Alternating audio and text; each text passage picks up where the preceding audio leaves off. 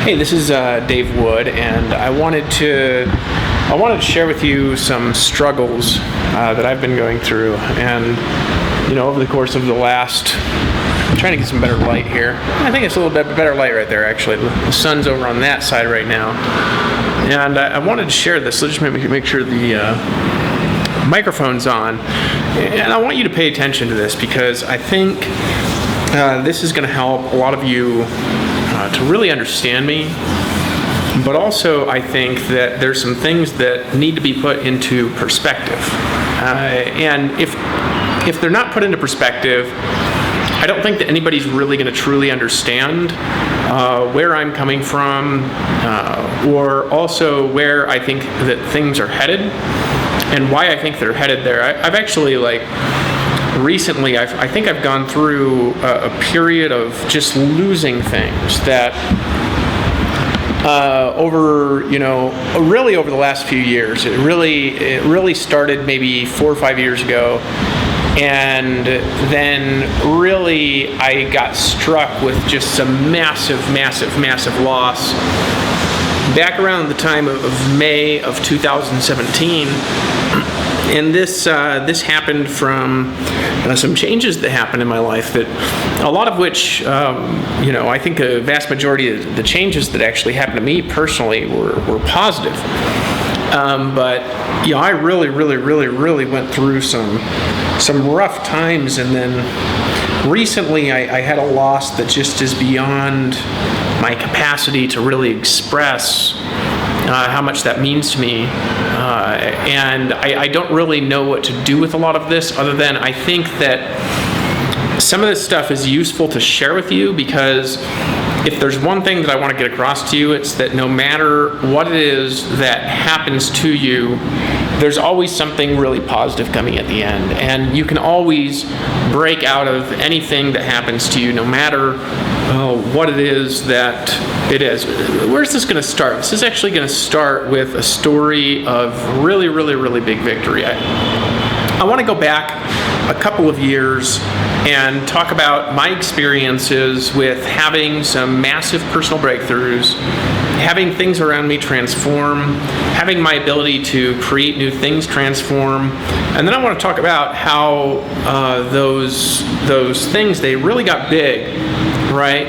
And then I was able to, create this amazing, magical life where I had huge amounts of money coming to me. I had the ability to, it was like I could create what I wanted like that. Like if I wanted to go on a vacation, or if I wanted to go travel the world in some amazing area of the world, I could just, pick up and go, because I had income that was coming in. Sometimes it got up to my personal income. I remember probably the biggest month I had ever was probably about $500,000.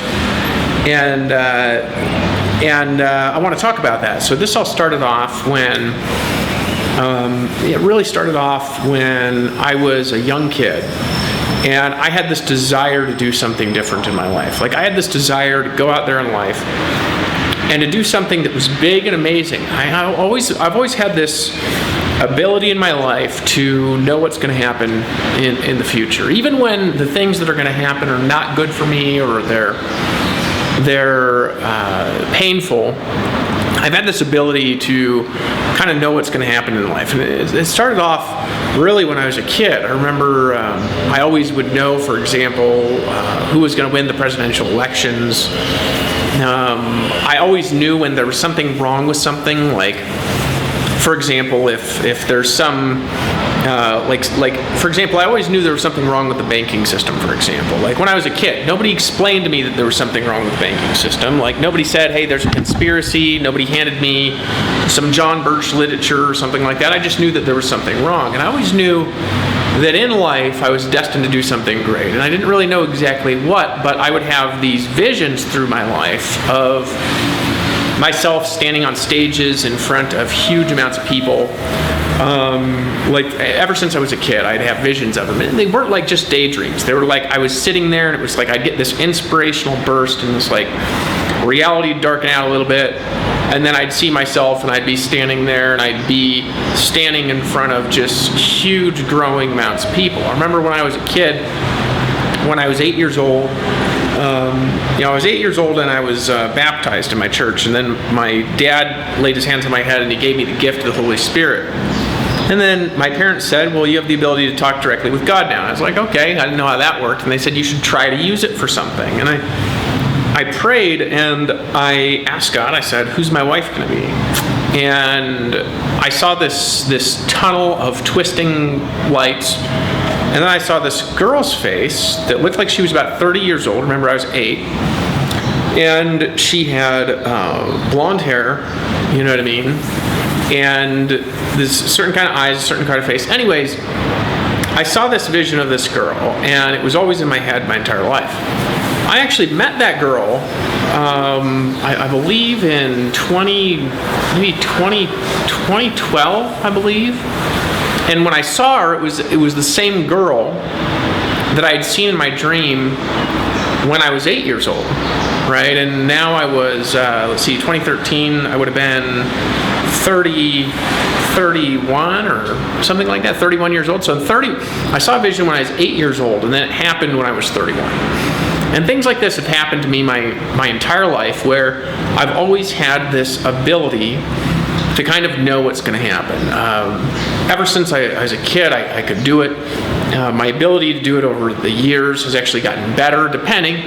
Like if I have a lot of information about something, I kind of know what's going to happen. And then what happens is, over a period of time, I generally get proven right with that stuff. And there's not really been any exceptions to that. If something that I really thought was going to happen that didn't eventually happen, right? So anyways, what happens is that later in my life, distracted as I am, I was a missionary, I came home and I decided to do network marketing. And then I'm wandering, doing stuff like I'm wandering around in shopping malls, I'm hitting up strangers, and I'm doing basically anything that I could do to try to succeed in this little home-based business that I had, where essentially the training was to make a list of everybody you know, pitch them, and then wander around and talk to people in shopping malls. I suppose actually right now that's actually not a very good strategy, because nobody's out, you know what I mean? Around the world, people are locked in from quarantine. It's actually amazing the effect that this is having. CO2 emissions are going down around the world. There's animals that are like walking out and like wandering to the roads because like there's so few cars on them and stuff like this. Like people are seeing things like this all over the world. I just saw this great video by Sadhguru. Well, I gotta go get my water. I'll be right back. About that. And he kind of confirmed what I thought about the reason why we have the big pandemic going on and everything like that. So anyways, let me fast forward. What happens is that my strategies that I had at the time for conveying my message, they didn't really work that well. I really struggled a lot. I jumped from one company to another. I started off in a company called Amway. Amway, I really tried all night, every night for 3 years, but I just kept trying. This is the thing about me. It's like, no matter what has hit me in my life, I've never given up on anything that I truly wanted. I've never given up on anything that I truly wanted. And really, this message, I really want Priscilla Chacon to see this. So Priscilla, I might put your name in the headline so you watch it, because I know if it's about you, you'll actually watch the video. It's not really, the total video is actually not about you, but I actually want you to hear this because I think it's going to help you understand me. And I think that there's a great need right now of you understanding me, because I've tried to get messages across to you and I've been unable to, and we have the situation going on with Gabriel and you and me, okay? And so there's some stuff there, and we got to figure out how to resolve it, because it really isn't resolved, and you're really not handling it, and I've not been able to handle it. It's just not resolved, okay? So in any case, I want to tell these stories. So anyways, I just keep trying and keep trying and keep trying and keep trying, and then what happens is that I fail, and then I jump to another company. But I had brought some people into this Amway organization, so I jumped into this other company. And then what happened is I went out and I brought all the people in Amway to this next company. And so I jump into this other company, and then I made like $5,000 my first month, and I was like, woohoo, and I blew all of it, of course. And then I didn't make $5,000 the next month because I kept repeating the behaviors that made me frustrated in Amway. And so the things that I was doing, essentially, they weren't working. They weren't a good strategy for me. Maybe they were a good strategy for somebody with different kinds of personalities. Like, for example, I think my friend Scott Halfacre would do really well with those kind of strategies that I use, because that kind of thing works for his kind of personality. For me, though, it didn't really work that well because I was a very strong, and I still am, I'm a very big introvert, meaning I like to keep to myself, I like to be reclusive, and then I like to go out to people, and I like to perform, and then I like to go back and I like to be my reclusive self. I like to spend a lot of time writing, I like to spend a lot of time studying, I like to spend a lot of time thinking, and I'm not the kind of person who, if you ask me what I want to do, it's like, I'm not the kind of person who's like, let's go party. You know what I mean? It's not the thing that just immediately pops into my head that I want to do right now if you ask me what I want to do. So anyways, I'm trying to go out and I'm trying to be this networker guy. And the problem was with it is that I really just didn't like doing a lot of the things that I had to do in order to create something in that manner. It wasn't what I meant to do, right? I meant to convey vision, to speak to people in groups, and I always had a problem getting people into the group environment. I always had a problem like this with my whole life. Once I got them into the group environment, there was like nobody that could sell so good, because it was like, you know, I had to learn to be really good there, but I'm a performance artist, you know what I mean? So when I get out in front of people, there's like this energy that I can feel from the people, and I just kind of speak in the energy, and then what happens is like I just spontaneously say the right thing at the right time all the time to get the best result possible. It's just like this knack that I have, but I've also learned to develop it over the years, where I kind of learned to speak from this inspirational flow. So in any case, what happens is that, you know, I fail in that. Now, I had previously to this a massive spiritual awakening that happened in my life. So this has happened when, I'm going to go back to when I was like 19 years old, when I received the Savior Jesus. So this happened when I was 19, and what happened was I had gone through this period of time where I'd really kind of like weighed inside. I'd had all the dark things I'd ever done or thought in my life kind of come into my consciousness, like by the Holy Spirit, you know. And then what happened is on the third day, I said, Jesus, please save me. Nobody told me to say it. It's just something I did. And then I had this amazing experience where, I've talked about in my other videos, where I heard this sound like a branch breaking, saw this doorway open, and then Christ came, descended in a pillar of fire, and touched my hand. And this happened when I was 19 years old, right? And so I'm not going to get into a lot of the details of that story right now. I'm just going to say I had a spiritual awakening, and then since that time I'd had like this heart change where I really, all my life have really loved people. Like I've never met anybody, I've never met a guy actually that loves people in the same way that I do. And that's just like something, it's like a gift. I've had people tell me that I have the heart of David, for example. And what I mean by that is it's that like no matter who somebody is, and no matter what they've done to me, no matter how much abuse I've gone through from somebody, I still love them. And it's something that never goes away. Even when we have bad experiences. I had an experience where, well, I'll talk about that a little bit later, about my experience where I should have died, and I didn't. And you make up whatever explanations you want for that. I'm still alive, I'm still okay, and I look actually a lot better than I did a couple years ago. So there's some weirdness there, okay? But anyways, I should have died and I didn't, and the person that was responsible for it, I'm really not mad at him. I really am not. I was hurt by it. It really messed me up. I'm really not mad at the person. There's nothing that's in me that I don't dislike the person. I just think that they're messed up. Or they were messed up. Maybe they're not like that anymore. Maybe that scared them bad enough to where they changed. But I really am not mad with that person. I want them to change, and I want them to have a good life. Okay?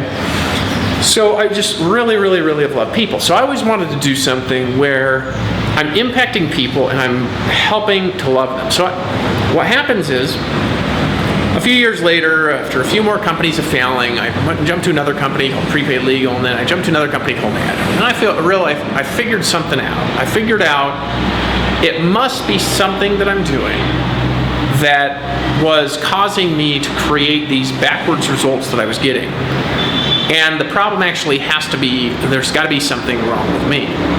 So what I did was I changed my perspective. My perspective, and originally it was like, man, these companies, it's got to be the company. It's like, I'm doing everything that I can here, I'm following instructions. And then I realized, because this is what happened, I get in this environment where everybody around me started to succeed. My upline started to succeed. I was very close to Eric Worre in that company, who owns Network Marketing Pro. And then what happened is that everything around me seemed to be working and was growing really fast. It was like ground floor, you know what I mean? And then I was like, why isn't it working for me?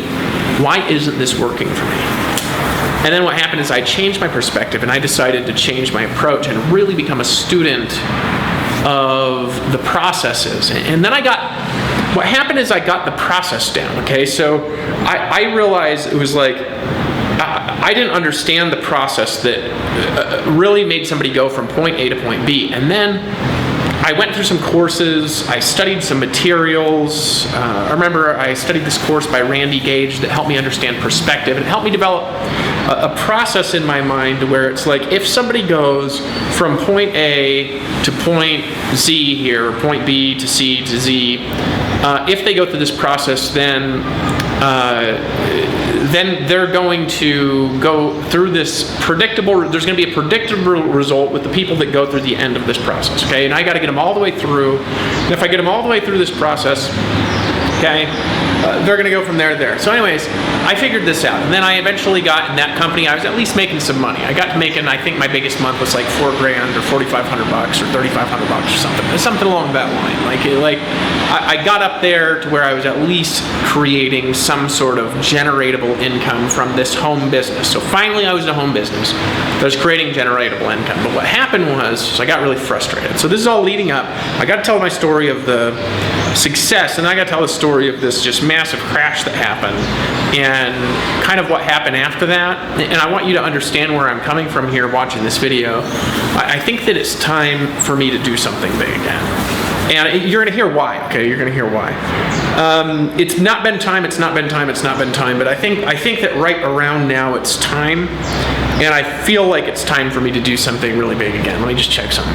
Okay, I got some batteries in it. So what happens is I discovered this process, and I discovered the power of vision, where if you have a vision and you speak the vision into other people, what happens is over a period of time, the vision kind of grows, it plants seeds in those other people. And then there's a certain amount of people that hear your vision, that if they hear it, especially in the right environment, they believe the vision. And then when they believe the vision, there's this compound effect where it's like you've got this big dream, and then these other people got this big dream, then these other people got this big dream.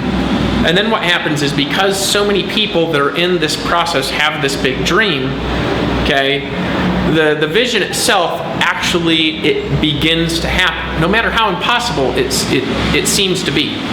The vision itself begins to happen because so many people believe it. There's these old sayings that go with, with God, all things are possible. There's nothing that's not impossible to happen, okay? And people put all sorts of limitations on that, and there's some limitations that maybe make more sense, it seems. But really, the way I've experienced life is that there's nothing that's possible to happen that can't happen if there's enough belief. Because the belief will change everything else that's stopping that thing from happening. So even if the thing seems really out there, enough belief by enough people will actually change the outcome and the new thing will happen. That's actually what happens. Okay? No matter what it is. No matter what it is, there's nothing that's impossible. That's what I've learned. So in any case, what happened is then I found the internet, and I joined this system, and this system taught me that there's this process called attraction marketing, because I was really struggling getting enough people into my thing in order to make it work. So what they taught me is they taught me that you've got to go and give value to people and put out information that is going to resonate with your target market. In other words, what you want to do is you want to give information to your target market that when they hear it, they hear it, something clicks, and they want to pay attention to what it is that you're doing. So they want to pay attention because of the information, the value that you're giving. So if you're constantly giving somebody value who's in a target market, and then they're looking for a product and you happen to have that product, because you give them the most value than anybody else that's around you, then what happens is because you give them the most value, they're going to go to you and they're going to buy that product rather than going to somebody else and buying that product, because you're actually giving the person more value than the people around you. This is all going somewhere. This is part one of the video. There's going to be a part two because I'm about out of time in this section. So again, we're giving value and they teach this formula. I'm going to teach you this formula here in the next video. And then I'm going to get the story. So anyways, what I learned that you basically, you get people into this process where a lot of people are seeing some sort of a front-based process. Then you're collecting their information. Just like if you, for example, were going and networking and getting business cards, you want to have some sort of process where you're giving those people value all the time. Rather than just showing up to pitch. Otherwise, you're never going to work with pros because they don't want to be around somebody that's just all about pitching all the time. So in any case, what happens is that I get this group of people coming through this funnel, and then I get this people coming through here who are going through this process. And then what happens is that you can do that on the internet. So in other words, you don't have to be in person. You don't have to wander around. It's like, this is the most genius thing ever, right? I can go and I can make a YouTube video. And even if a couple other people see that YouTube video, what happens is there's a couple hundred people to see it. And then I learned that, maybe you have 20, 30 people that clicked your page, and then you get like 5 or 10 leads. And it's so easy to get the video views today that it's a lot better than going and meeting 200 people. Because it takes a lot of work and a lot of nerve to go out there and meet 200 people and to go out there and just talk to random people on street corners, but to just get them to come to you. And then the people that you talk to, the thing about them is they already like you before they get to you. So I figured this out, and then I was like, this is brilliant. Then I can call the people that like me. And when I call them, I can run them through a process, and then I can recruit way more out of the percentage than the people, because I'm not talking to all these other people, they're seeing my video instead. So instead of talking to them, they're just seeing a video, right? So I figured this out. I was like, man, I'm gonna be rich, right? So what I do is I start this process where I start a process to get people watching my content every single day. Okay, I start this process to get people watching my content and being totally absorbed into it and paying attention to it every single day. And I start writing content, and because I learned the more value you give, the more likely those people are to want to do business with you. Right? Does that make sense? So I learned that if you give more value on the front end, the people want to do more business with you. And so what I did was I started developing a process to where my process gave people more value than all the people around me. So people always knew that if there was something to do in that niche, they should come to me, right? And that's actually how I built my business. And then it was an easy process. They're like, well, what are you doing? And I was like, well, I'm in this. I'd send them to a third-party tool, same thing I do in network marketing. They already had this relationship, and it was just like I sent them to it, and they just decided to get in like this. So then I started really recruiting a lot of people. And I became the #1 producer in one thing. And then I became the #1 producer in another thing. And I became the #1 producer in another thing. And then around that time, around that third thing that I was in, right, or fourth or something like that, I was making $30,000 or $40,000 a month. Now, for a guy my age, it was like more a month than I'd ever made in a whole year. Have you ever like imagined what that would be like to like be making like your yearly income every month or your monthly income every day? That's another way of describing it. It's like your whole month income every day. And then all of a sudden it's like new possibilities open up to you and you start to be able to do new things. So I was married at the time to a gal named Ashley. And I was married to a girl named Ashley. And then what happened was that Ashley and I had some issues, and we didn't look like we had issues, but we had issues. I don't want to talk about our issues because I don't want to blow up our personal stuff all over, but we had some issues that came up, and those issues came up because of two people. On the one hand, you had me, and the other hand, you had her. Overall, though, I don't want to knock Ashley, because Ashley and I, we experienced and we accomplished some really amazing things together. And I don't believe that it would have been possible for me to experience those things at the level that we experienced them if her and I hadn't been working together. The reason is because for me, I'm a very heart-centric person. Like I do the reason why I do the things that I do is because of love, right? Like I love my team. I love myself. I love my family. I love my kid. I love my spouse. That's actually the reason why I do everything. Like without me having some sort of a motivational reason to do stuff, I struggle even wanting to be motivated to do anything. That's always, I've been like that in a good majority of my life, and then sometimes I've just found motivation to do something. But it never really has been long-lasting motivation because I'm not actually motivated internally by just myself. I never have been. I've always been motivated by people, right? My entire life. Ever since I was a kid, I've been motivated by the success of other people. Been motivated by, rather than just thinking about my own breakthrough, I'm always thinking about like, well, if I had a breakthrough, how can I take that breakthrough and how can I give it to other people, right? And so what happened is that Ashley and I, we succeeded a lot, but as we succeeded a lot, right, we started to get more cold and distant with each other, right? And we had some issues in communication, right? So the more I succeeded, she had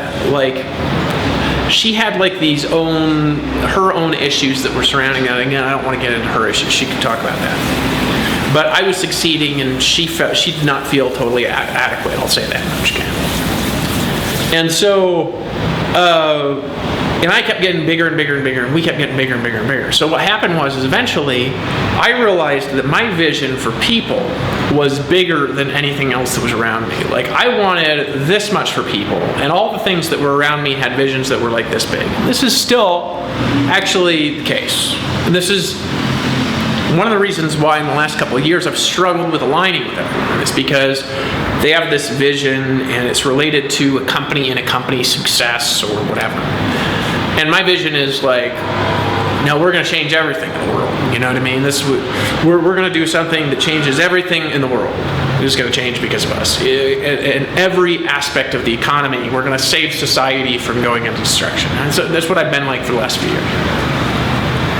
So there's been nothing that I could align with for the last few years. Now, I'm going to get what happened. So anyways, I was like this actually before too, because I was like, I'm going to do something that impacts so many people, that changes so many people's lives, and then I was like, I looked around and I was looking for something that I could align with where I could change the people's lives like I wanted to change them. And I looked and found nothing. Right? And this is still somewhat true. Like ever since Empower Network has not been around, and I'll talk about Empower Network in a second, people have come to me and they've said there's nothing. Everybody's just joined, they jump from one thing to another, there's nothing really with vision. Right? And so there was something different that I did, and the different thing was my desire that I had for others. And that desire, it came from, I had this motivation where I always wanted to, for example, have family. And to give my family the best life that they could possibly have, because like I adore whoever I'm with. That's how I am. I just adore them, you know what I mean? Like I don't just like love a person a little bit. I can't do that. You know, like some people that are around and they just love a person a little bit. I can't love a person a little bit. It's not possible for me to do. You know, it's possible for me to have problems, obviously, because I'm going to describe some problems I had. So what happened, my motivation when I was with Ashley, it was to give Ashley the best life ever. And we actually did. You know what I mean? Like we had like the most amazing life ever. We were living in this mansion in the mountains, overlooking the ocean, had enough money to do anything we wanted. So we kind of acted like bratty children with the money, and we really didn't take care of it. You know what I mean? We really didn't. We just kind of like, first of all, I took all my money and I reinvested it back into my businesses. And then the rest of it, we just blew it on stuff. I mean, we just blew through it. No matter how much I was making, we always blew it, right? And on something. There was always some reason why we spent it, you know what I mean? And that's what we did. But I wanted to help more people at least have this life, this amazing life. right? And I just thought the way that we were doing things and the way we were doing it was going to last forever. And then what happened is I replicated my business model. And from that replication of that business model, I made it into like more of a social franchising type system. You could call it network marketing. It wasn't really a network marketing company. It was really an affiliate marketing company that was like a franchise of my existing business. And we franchised the business and we made Empower Network, right? So I had a successful model that was making me $30,000 a month, and I franchised it for people. And I took my business and I franchised it. And I say, okay, let's give this everything. And then what happened was that thing just went bam like this. I partnered up with a guy named Dave Sharp, and I picked him. The truth is, I'm going to tell Dave Sharp's story the way I see it. Okay, Dave Sharp, he came to an event that I was in. He really looked up to me at the time. The reason is because I was making more money than him, and he's very that's how he is. And then what happened was, he came and he trained at the time. I thought he was making money, but he really wasn't making a lot of money. He was, at the time we started the Power Network, he was making about the same amount he was spending. He was making a little bit more than he was spending on the internet, and he was spending a vast majority of the money that he made on paid ads. And then he saw me, and I was doing no paid ads, and I was making like $30,000 a month doing no paid ads. And, he obviously wanted what I had, so he was ambitious. So I brought these people down. I brought Lawrence Tam down, David Sharp, a couple of people. And then Dave Sharp, he was more ambitious, it seemed, than the other people. He was full-time. He called me again and again and again and again and again, wanting to be a part of my deal. So he didn't just expect it to happen. He actually wanted the deal to happen, right? So I chose to partner with him. And we partnered up and signed an agreement on September 15th, 2011. That date keeps coming up. That was actually the day I was born.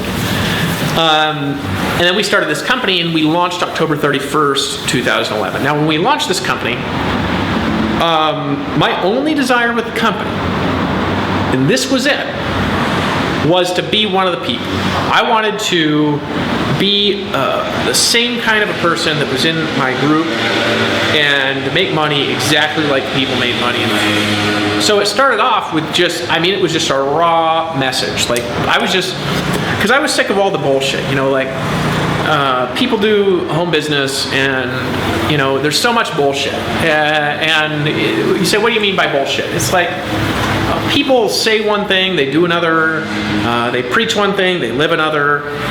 They preach a dream and they're living a nightmare. You know what I mean? And they're constantly on the phone doing three-way calls. And so I just thought all of it was bullshit. And I was like, we're doing this to make money, And I was honest. That's the thing about it. It's like it was so honest that it threw people off. Now, there's people that accused us of not being honest, but it just wasn't accurate. We were the most honest people on the internet, because everybody's like, trying to package everything nice and trying to make everything pretty and really putting on a dog pony show for everyone. And we were just like, we're here for one reason. If you want to get money, this is the place to be. Right here, right now. I was like, pull out your credit cards, just get in. Why should you get in? You should get in because we're really excited about getting money, and that's why. That is the reason you should get these products. Yes, the products are good, but that's secondary. Let's just be honest here. Do you want to get rich or not? I mean, that's how we talk. And so what happened is for me, that was just a very authentic, raw, honest message. That's actually why I liked it. Now, the time I started the company, of course, there was nothing negative about me on the internet whatsoever. Like zero, okay? There was zero negative, nobody accusing me of being somebody that hurts people or blah, blah, blah, blah, blah. There was nothing. There was only positive, because my reflection out in the marketplace was what actually I did. And then very soon after starting this company, it became what I did, but also it became what the affiliates were saying. And we realized that the affiliates would say all sorts of things to get sales. And so what happened is we took off because we're like 100% commissions, depositing into your bank accounts, fuck the bullshit. That's what we say, right? We were just like, screw it, right? So anyways, this video is probably going to have a part 3. So I'm going to get into this next phase. It'll probably be actually a little bit of a long video. This video might be like an hour. Right? I just want you to pay attention to it. This is a heart-wrenching, beautiful, transformational story, I think, to listen to. So anyways, what happens is I got 5 minutes left in this section, right? So what happens is that we start to get bigger and bigger and bigger and bigger and bigger and bigger and bigger and bigger, and we're doing events, and the events are getting bigger. They go from 100 people, and then we got 1,000 people, and then we got a high-ticket event with 100 people, and then we got 5,000 people in a room, and then we got 6,000. And then what happened really was we started to get prideful, and a bunch of stuff started happening all at the same time. We started getting real busy, and I started to get real successful, and Ashley and I started to develop resentment for each other.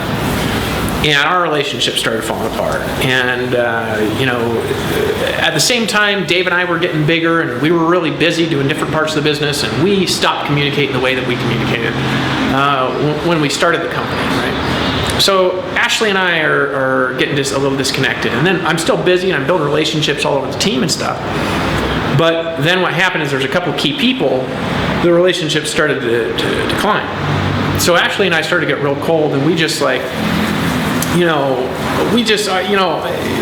started to have all sorts of problems. But I didn't really tell anybody about any of those problems, and I got frustrated. I was frustrated because of the things that she was doing, and then she was frustrated at the things I was doing. And then the way that ended up winded up is it winded up in both of us kind of like being a little flirtatious with other people, okay? And then, right around 2012, our business is really taken off. It's exploding, it's exponentially compounding and stuff like this, right? I went through this period of incredible pain from something that happened in my relationship with Ashley. And so what I did is I acted out, and I went out and I met somebody else, okay? Essentially what happened, right? I met somebody else that what happened is that I'm not going to tell the full story of it.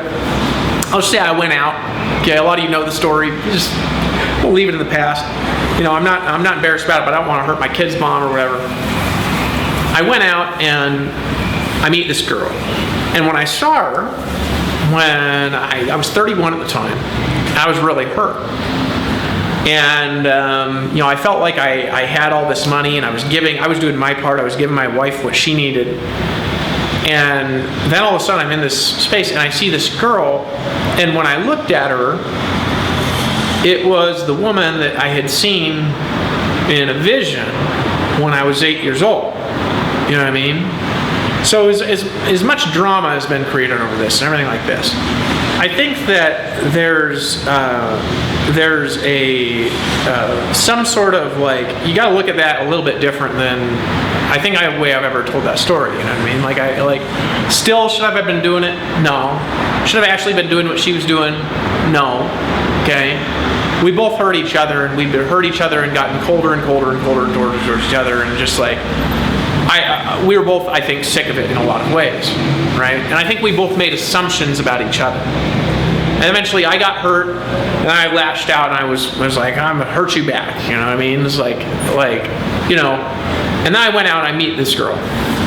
When I meet her, it's the same girl I'd seen when I'm 8 years old, and I'm upstairs in my room up in Fairbanks, Alaska, out on McGrath Road, and I'm praying, and I see a tunnel of light, and I see this girl's face. Now, when I met her, her face looked exactly like her face looked when I saw her in a vision when I was 8 years old.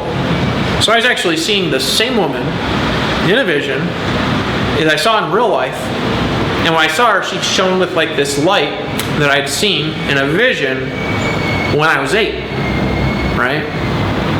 And so, of course, I was enchanted by it, and then we started to develop a relationship because it was something new and something fun and stuff like that. But what happened was, this wasn't what I was expecting, because I was always expecting when I was married to Ashley, I was going to say. So at this time, I'm making a lot of money.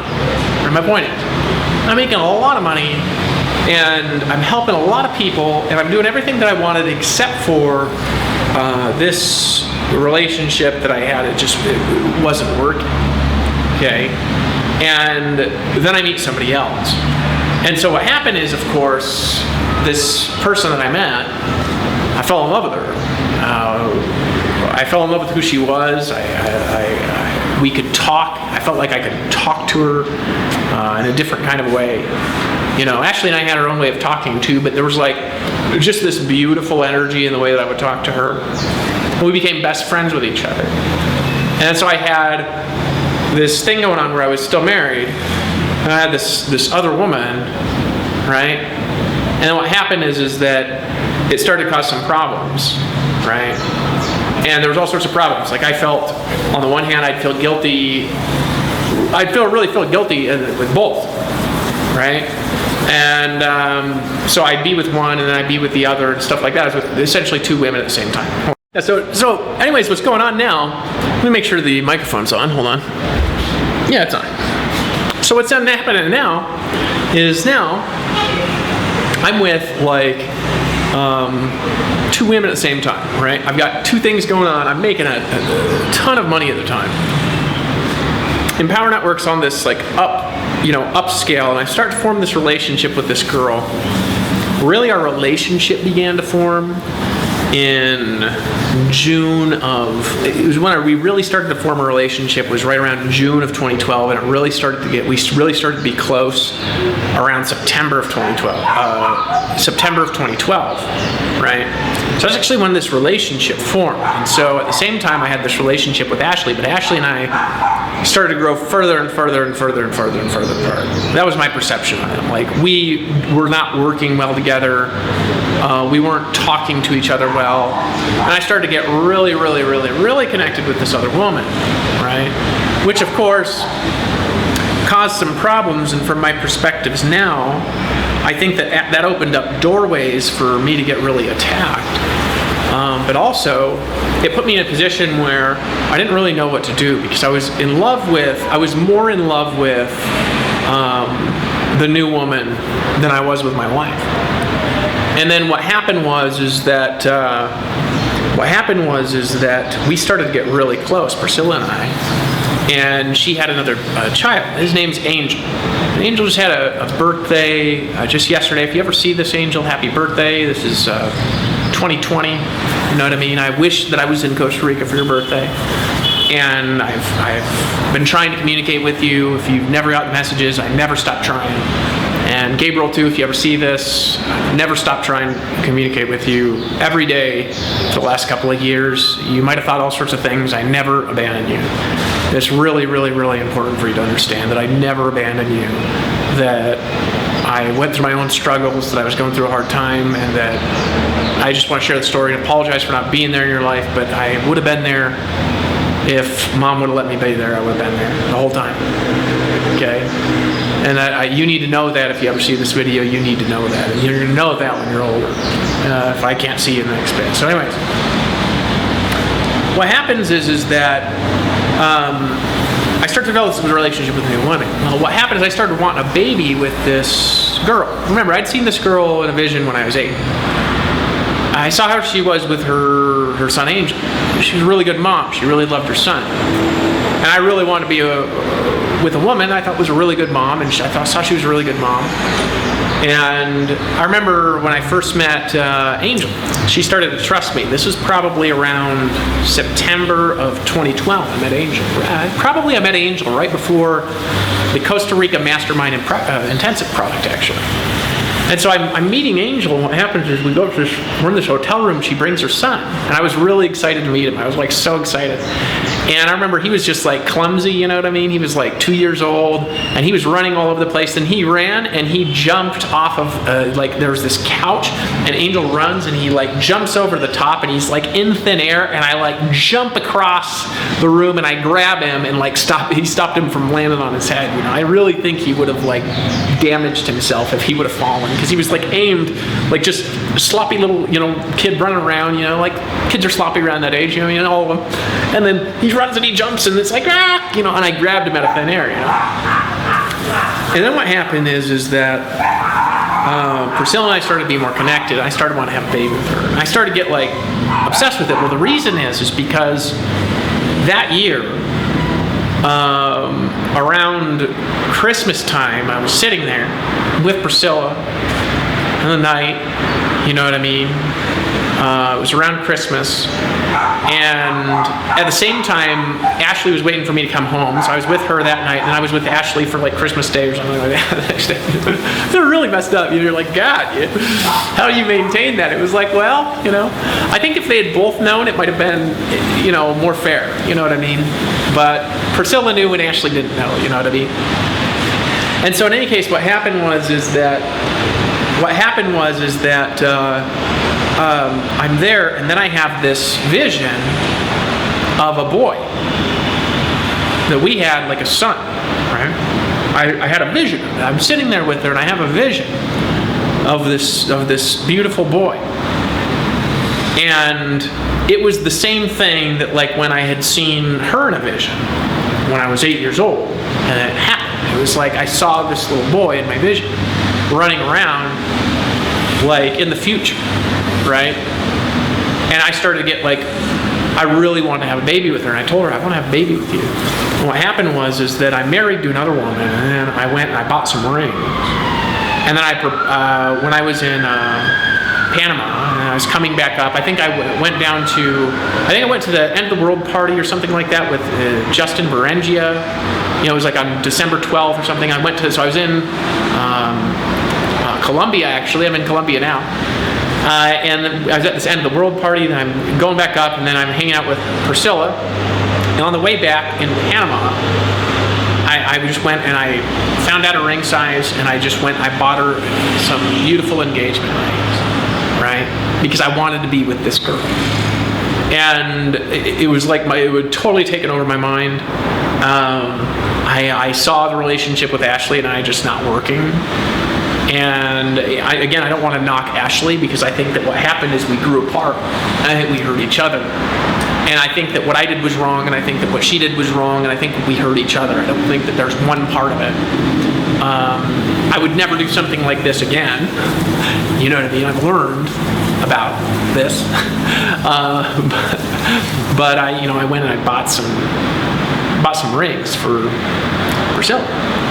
So coming up, it was around December 25th or so, 2012, I proposed to her and I asked her to marry me. And I remember I was in a hotel room and I was really nervous. And I got down on one knee and I pulled out these rings and I asked her to marry me. And it was near Christmas. And she was really, really, really excited, And she said yes.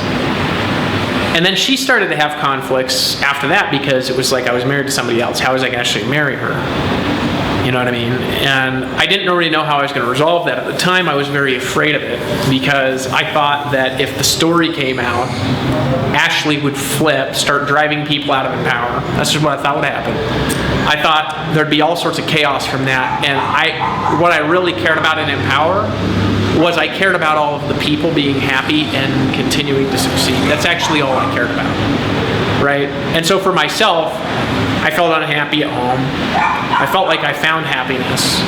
I met somebody else. And then, I proposed. And there was a lot before this had happened. It was a pretty short period of time, but we really had met around February of 2012. And this is really going on in December. We've been together a majority of that time. Having a very passionate relationship. We were best friends, me and her. There was no friend I'd ever had in the world that was a better friend than Priscilla. And so what had happened was that she started getting a little wigged out. But then one day we were in Cancun on vacation. So I was on vacation with Priscilla. I can't remember what Ashley was doing at the time, but I was in Cancun with Priscilla. And, they had these wedding ceremonies they did at the beach. And so what I decided to do was this would have been fine, I think, if I go back to 4,000 years ago. Maybe having more than one wife was actually a normal thing, or if I was in an Islamic country, maybe they would have been okay with that, But people were not, people today in America generally are not okay with this. But anyways, I did it. And the reason I did it was because we were there, and I was like, well, let's have a wedding ceremony, right?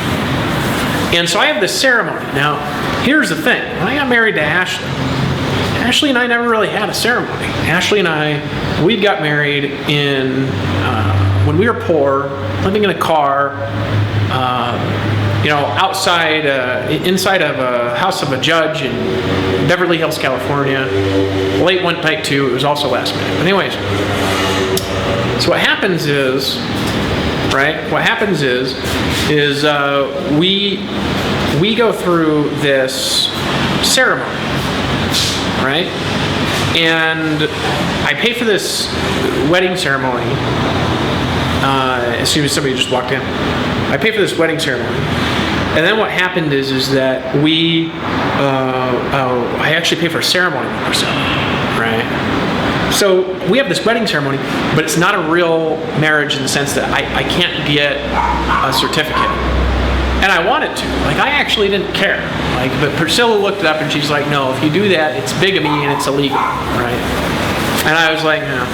I actually just wanted to have, just marry her too, is what I wanted to do at the time. And then I'd figure out what to do later, because I felt like what had happened is that she still wasn't pregnant, right? But this was February 23rd, 2013. And I remember we were walking down in Cancun, Mexico, hand in hand, and she looked like her face was all red, and she was all done up in this beautiful white dress. I had this white suit on, and I was wearing these sunglasses. It was really hot outside. This this pimp making a lot of money on the internet. Marrying his secret wife. And then we go on the beach and we're sitting there and the ocean's coming in, and we both said I do in the ceremony. And it was just a ceremony, it wasn't a legal wedding, right? But the thing is that I remember after that we were on the beach, and I was making a lot of money at the time, a lot. And so this is a nice little setup that we had. I'm on the beach, and then we're dancing, and it was just us, just me and her. No family, nobody knew about it, just me and her. Her mom knew about it, her family knew about it, but my family didn't. And then I remember we were sitting there on the beach after we get married, and there's this couple that walks up to us, and they said to us, they said, I could tell that you two love each other and that you're going to be married all your lives. And I felt like that. I felt like I had actually found my home, because this is a girl I had dreamed about. Right? It wasn't just a dream. It was like a prophetic kind of a vision that I had about this girl when I met her. And then, so then I proceeded to have 2 marriages, I had the one that didn't have a real wedding, but I felt like was there, and I wanted a baby with her. So what happened is that we start trying to have a kid, and then we were trying to have a kid. And then I remember I'm at an event in the United States, and I can't remember what month this was. I think this would have been from when Gabriel was born. This would have been around April. I remember that I'm at this event, and then I start to get news from Priscilla, and she seems nervous. So I'm headed back, and I'm wondering if she's pregnant, because we've been trying to have a baby for a long time. Months, since December. So it was 4, 5, 6 months of trying to have a baby. We went to doctors and everything. And then I get back down to Costa Rica, and I walk into my house, and I walk in, and she looks really excited and nervous, and she pulls me upstairs, and then she kind of is nervous, and she hands me these little baby shoes and a little note, and it was a test, and I open it, and I saw that she was pregnant. And I had never felt so good. I remember it was because it was all I wanted. And I had my little boy, my son, with her. And then I start really dealing with some issues. So then it's what happened? Excuse me. And what happened is, I started to be really excited, and then she starts acting a little scalampus because she's pregnant and she's Central American, and then all of a sudden it's I started to see other sides of her. We started to have some issues. I'll just put it at that. Some of you remember the stories, and I don't really feel like getting into it, to be honest. I don't really feel like getting into it. I went through some really bad drama from her. I'll say that. But I wasn't expecting. But at the same time, I had 2 wives. You know what I mean? So it was like, I didn't know how to deal with that at the time. And I don't know if any of you have ever been through something. This is maybe a little bit of a weird story, but I actually know people that have been through something similar as this.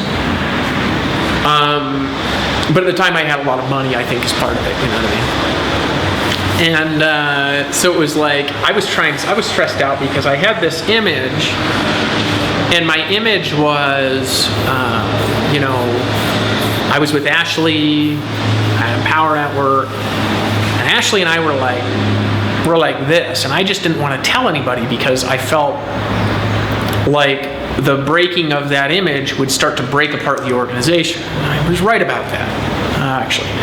So I have this big team now. We got like 100,000 people now. Now that year, we started to have some people come into the organization that were sabotaging the organization. This was around 2013. And it took me a long time to figure this out, okay? We had some people that came into the organization that were posing like, it's like the devil comes to you as an angel of light. We had some people come into the organization that were some major a-holes. And I don't want to mention who they are, just, you know, like, within Power, I cared about the people. That's all I cared about. I cared about their commissions being on time, people making money, new people being able to succeed, products being good, and the vision being able to continue and continue and continue and fill the world. I never intended on that thing ever going away. And I always told people, I said, hey, my only way out of this thing is death, and I never plan on dying, so I think that we're going to be here a while building this thing. That's actually what I told people, right? There's some funny things that happen to me later, right? So anyways, what happens is that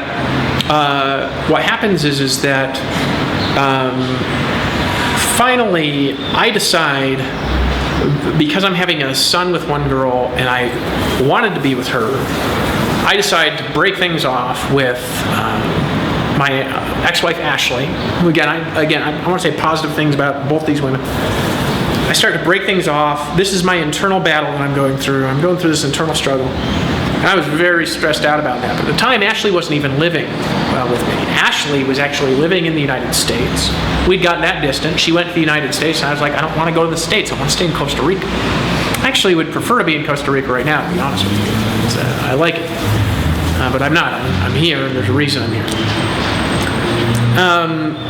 So anyways, what happens is that this is starting to get like this big like drama story inside me, because I'm like, I'm stressed out. I'm really stressed out about it. But I decide that I'm going to be with this new woman because I was in love with her, right? So I wanted to break up with Ashley because we weren't talking. We were barely messaging each other.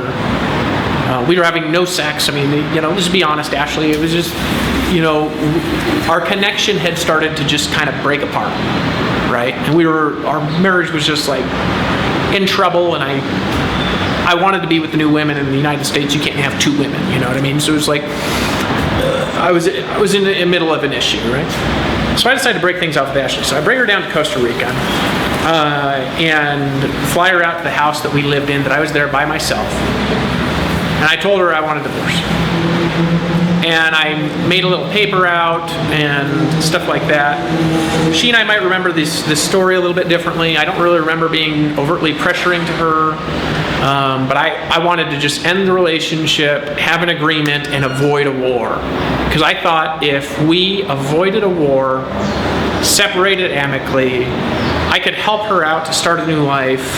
I didn't think that she was in love with me. Like I thought at that point, Ashley was not in love with me, didn't want to be with me, and was probably with somebody else. That's actually what I thought. And I didn't know that that was not the case when I broke up with her. I thought she hated my guts. That's actually the way that I felt. And so I just wanted to I was like, I want to be amicable, avoid war, and this is because I want the people in Power Network, my team, I want them to be okay, right? And so I invite Ashley out, and you know, I'd never really seen her hurt like that before. She was really hurt, and that surprised me because I wasn't expecting her to be hurt. I thought she was expecting it, and I thought she wanted to have nothing to do with me. But anyways, I continued on, and then we signed some sort of stipulating thing in Costa Rica, right? And then we went into the next event. Nobody knew what was going on. And Ashley and I went after that event, but everybody kind of noticed that Ashley wasn't there. And then this next event we went to, here was the interesting thing about this next event. This next event we were going to, where we were going to go sign this agreement afterwards, we had just announced the launch of ENV2 or Blog Beast. So this is going to be I need to write a book about this, right? Hold on a second here. This is going to be the part 3 is going to be ENV2. This is getting suspenseful, right? So now I've got there's multiple women, you know what I mean? There's multiple women. There's 2 women, right? We're headed in to, in my opinion, just sign an agreement. I just wanted to give Ashley whatever she wanted to just have a clean separation. That was my goal, right? I didn't want to hurt her. I think that when she came out with it, she had some sort of different idea. I actually just wanted to give her enough money to start some new life, totally free from me, so I could be with. I wanted to take that agreement, go into a court, get a divorce with it, pay her the agreement, and then go actually marry the mom of my kids. That's actually what I wanted to do, right? Well, didn't work out that way. What happened is we went and we signed this agreement in Nevada. We got a lawyer from somebody that was made a recommendation to us. I just wanted to give Ashley whatever she wanted, right? And so she had this long list of demands that she wanted, and I just said okay to all of it. I was like, yeah, okay. And then what happened is that we ended up getting in. I was going to take it into court and just say, okay, let's get divorced now. And then what happened is I showed up at the next event, and we were actually launching the Blog Beast, right? So here's what had happened in the middle of this, right? I went and got this separation from Ashley. David Sharp and I had started to get disconnected.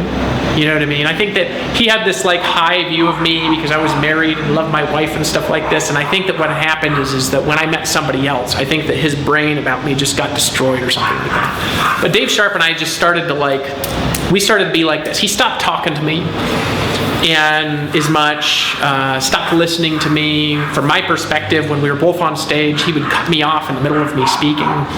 So we go to launch this ENV2 thing, and I'm showing up at an event, and I show up at this event, and I get this 100-page long divorce thing from Ashley.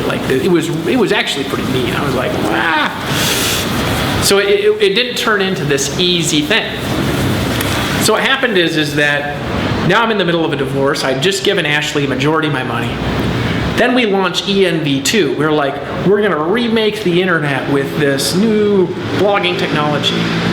And it didn't work. And I actually believe that we had some people that had come into the organization that were purposefully sabotaging it. There's 2 of them that I know, and I'm not going to mention their names because I don't care to attack them, and I just know that these 2 probably were not trying to do the best thing for us based on what happened with them after that. But I was, of course, oblivious to it, and I think that Sharp wasn't totally aware of it. And so what happens is we go to do this thing, and before the launch of ENV2, they sent me into this therapy center. So I'm in this therapy center. Sharp had sent me in there because he's like, okay, you go in here, you go to the therapy center, and you're going to come out and everybody's going to be like, okay, he's had therapy, we can get people to trust you again. And I went in there, and I just thought it was the biggest bullshit I'd ever experienced in my life. You know what I mean? I was like, I don't have an issue. You know what I mean? But at the time, I actually did have some issues, particularly because I had 2 women. You know what I mean? And although that might have been very cool 5,000 years ago, maybe I could have had 30. Today, people they're not very excited about this, right? So in any case, what happened is I left early, and Sharp and I just started to disagree about stuff. So we go to these events, and we have all these little different events all over the United States rather than having one big event, and Sharp and I go to different events. So I don't really know what he's doing at the events, and he didn't really want to be around me. The fact is, he just didn't actually want to be around me, I think. I actually didn't see the purpose of it. I thought we should both go to all of them. But the way that we did it was we split it up, so then all of a sudden we're together with different people. There starts to be a feud. People start to notice that Sharp and I aren't getting along, right? And then we launched this ENV2 thing. Our traffic had been going bam, bam, bam, bam. Our sales had been going bam, bam, bam, bam, bam. And then what happened is that it destroys all of our organic traffic for empowerment.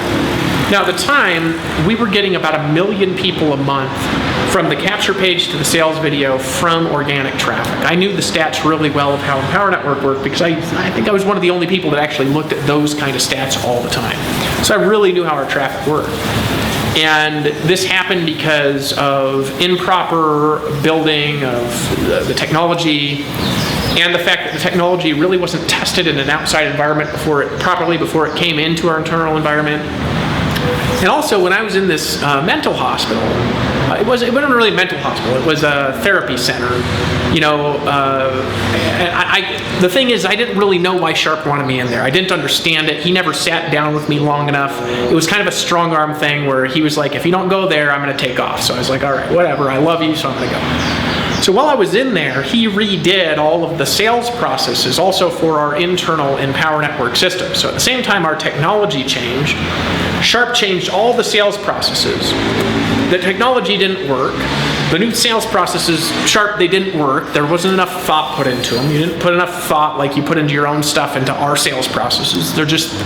They were funky. Compared to the stuff that we had before, they were funked out.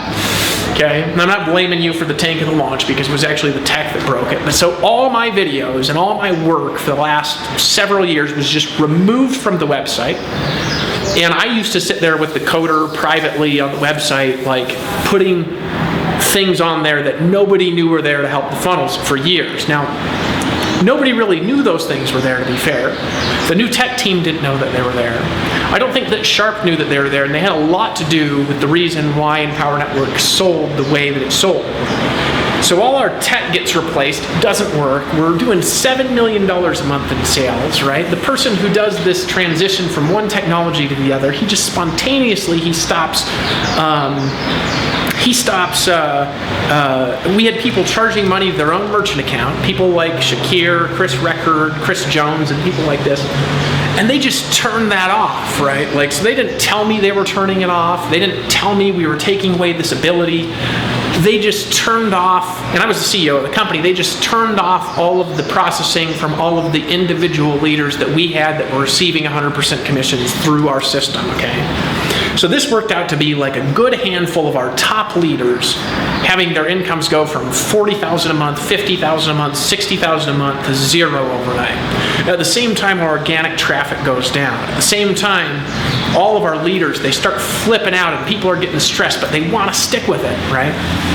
The problem is, now Sharp and I don't agree with stuff, right? So what happens is that he comes down to Costa Rica, right? Man, I might make another 20-minute video of this. I'm going somewhere with this because I want you to hear this story from different perspectives. I've told it a lot from one perspective. I want to tell it from another. So we go down to Costa Rica, and it's just like we butt heads straight we're there for like 3 weeks trying to brainstorm. We just brought in like Jonathan Cronstead, right? He's having conflicts with Jerry, our COO. Jerry and Jonathan Cronstead are button heads. Dave Sharp and I are not agreeing about stuff, and we're trying to figure out what to do. And I just said, I want to take our old system, the way that it was before this stupid thing that we launched. It wasn't stupid. It was actually good technology. We didn't test it beforehand.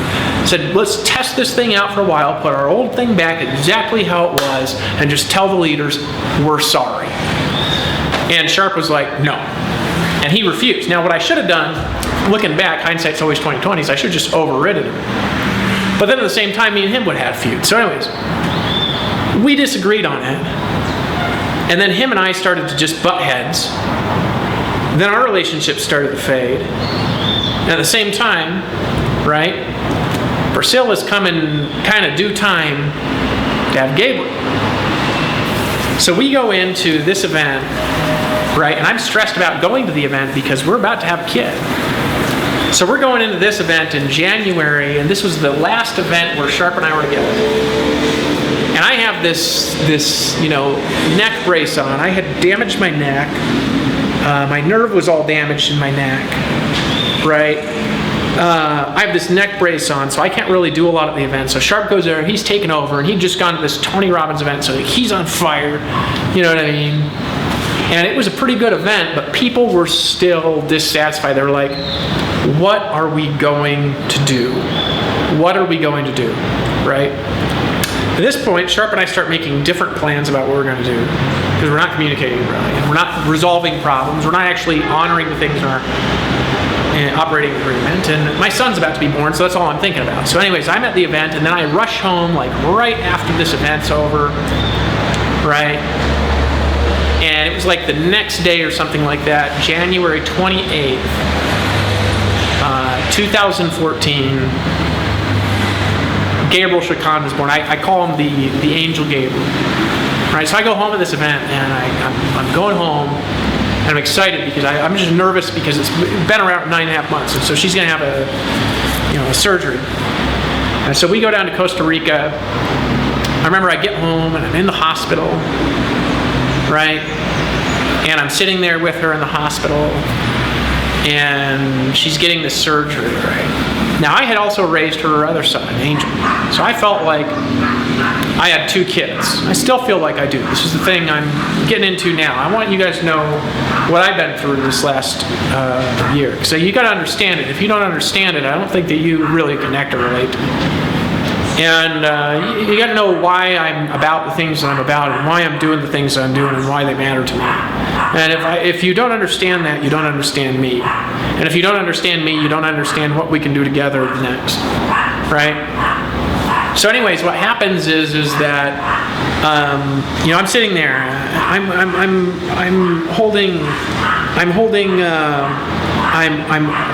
She's there. She's getting a surgery, and I remember they're like yanking Gabriel out. Like they're up on a chair, and they've got their hands in her room, and they're like this, and I'm like, her back is like pulling up like this, and there's this scar tissue that was around her womb from the first cesarean section she had. And I was sitting there, and I remember just praying, and I was praying and praying and praying and praying, and I was saying, God, just please bless her, that she is going to be okay. And then they pull him out, and he's like blue. And I've got like tears down my eyes. I'm in a panic, and then they go in there like doing things like this. And I was like, and he's, they start crying, and they bring him over to her, right? She looks at him, and I'd never seen a person look so happy as she did when she saw little Angel Gabriel. So then I remember they pulled me out. They pulled me in another room. They brought Gabriel into this other room, right? And I'm holding him. I've got like some little milk or something like that I've got. Or I just held him. I can't remember if they waited to give him. I think I just held him, and he's like looking for milk or something like this. And then finally an hour or so later, she wakes up, and she's safe. And I was like, she's okay. So then I remember bringing Gabriel to her for the first time and giving him to her, and she looked so happy. And then he nurses, you know what I mean? He's like looking for the tit, you know what I mean? I like father, like son, I suppose. And then, but he just like was such a good little baby, such a happy little baby. He loved both of us so much, you know what I mean? And I felt like, regardless of all the bullshit, and regardless of the pain that I had been through, I felt like I'd done the right thing in choosing. I didn't feel like I did all the right thing, but I felt like I'd done a lot of the right thing. But then, I couldn't get divorced from Ashley. We went through this huge legal war, and it was like it got thrown out of jurisdictions, and I never could get divorced from Ashley. And then part of this was living in Costa Rica, so there's no jurisdiction that really had jurisdiction over me, because I was not living in the United States. And Ashley wanted more stuff, and what the problem was is Sharp left. Before he left, we just had $1.4 million stolen from our company and wired off to Vietnam. I would tell you how it happened, but I have some sort of agreement with a company we have a settlement from, but I can't talk about how it happened. So we got $1.4 million stolen from our operating account. At the same time, sales tanked by about $2-3 million. We're starting to have to lay off employees. We bring in a new CEO. Sharp and I are having disagreements, and there's conflict between us now, and there wasn't before, and I didn't understand it. I didn't understand why there was a conflict, because I still love Sharp the same as I loved before.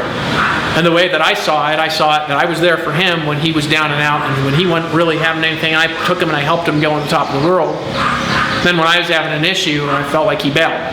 That's Sharp, you ever see this? That's what I feel about you, okay? I felt like you bailed when I needed you, and I was there for you when you needed me. That's what I think about you, and that's the end of the story at this point in our relationship, because that's pretty much what happened in our relationship, okay? And so, and I loved you, by the way. I loved you, Sharp. So anyways, I'm now going through some issues. So sales are going down. I have a new son to take care of. And then right after my son's born, Sharp hits me and says, I want out. This is right after our event. He goes and he positions himself as a leader. We're right about to do a launch, and he comes at me and he says, I want out. So I'm like, shit, our sales are going down. We just had money stolen. Now, actually, this buyout was illegal in the state of Florida. I didn't know that at the time. I actually didn't know it till years later. I didn't know that till about 2016. But it wasn't legal because the company was hurting, and we didn't know when we were going to be in a positive direction. So then we do a bunch of stuff all at once. I had a gold watch. I gave it to Justin Varenzi in a contest. Jonathan Cronstead comes in. We're trying to boost the sales of the company, but the engine that built the company, which was the content and the trust factor and the commission system, what we built for that time it was 2-3 years, it was actually kind of broken. So now we're just doing whatever we can to just try to save the thing. Sharp and I start having conflicts, and then he wants out. Now, he wasn't nice about it when he wanted out.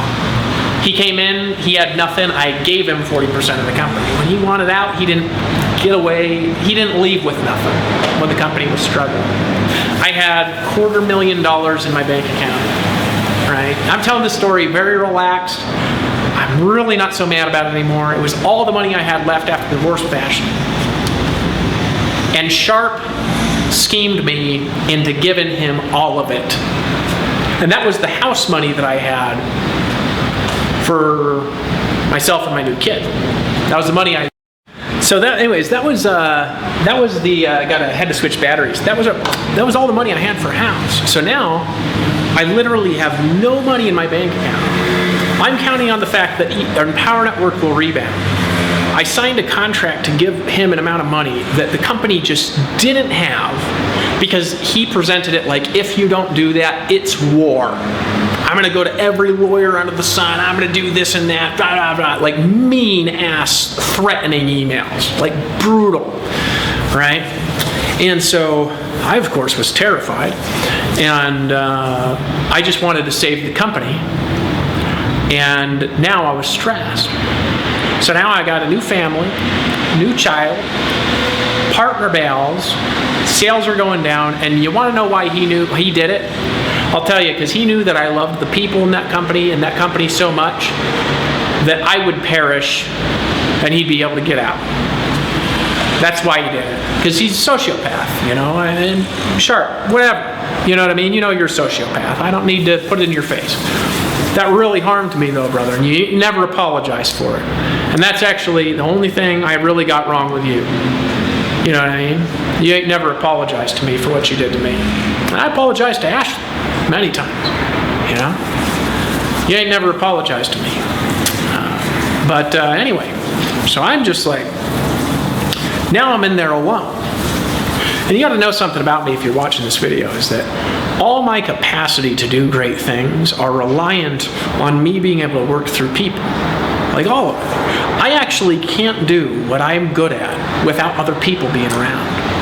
I'm built in a not everybody's like this. Some people are very good at just task-oriented type people. I am built to where I will not be able to do what I'm going to be able to do unless I'm surrounded by people that are helping with the vision. if I don't have that, I have no ability to get anything massive done. So now, right, my partner leaves, and I'm in the middle of a war with Ashley. Right? Now, I'm not blaming it. It's like, did I cause a lot of that? Yeah, I caused a lot of it. I didn't do what Sharp did, though. That was his thing. You know what I mean? That was his thing. That was his shit. The way I was treated. I wasn't treated right. And that really hurt me bad emotionally, too, because I really loved Sharp. You know what I mean? I loved him ever since. I was really happy that I helped him. And I always looked at it as one of my success stories, and now he won't even mention my name in videos. You know what I mean? He does videos, and he doesn't even mention me. And that hurts me too. He'll put everybody else's faces in the videos, and he'll blur my face out. And I was the one that put all those people in the photo.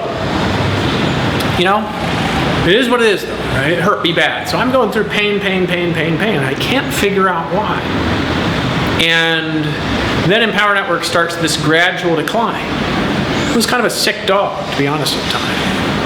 And I just what I did was, as money was coming in, I just took all the money that I could have taken as profits, and I just put it back into the company, trying to save it and trying to make sure that the leaders got money, and their checks got paid on time, and the employees got paid, and the contractors got paid, and the commissions went out on time, and just all this stuff that mattered to me. So I never really had a huge amount of money after that point in time. I had months that were good, you know, where but I never could recover to the money that I had previously after that. Because all the free money for the next year and a half, which was the most profitable time for Empower Network after that, all the free money in the company went to David Sharp when David Sharp was starting something else and not helping with anything in Empower Network. So now we're doing his job.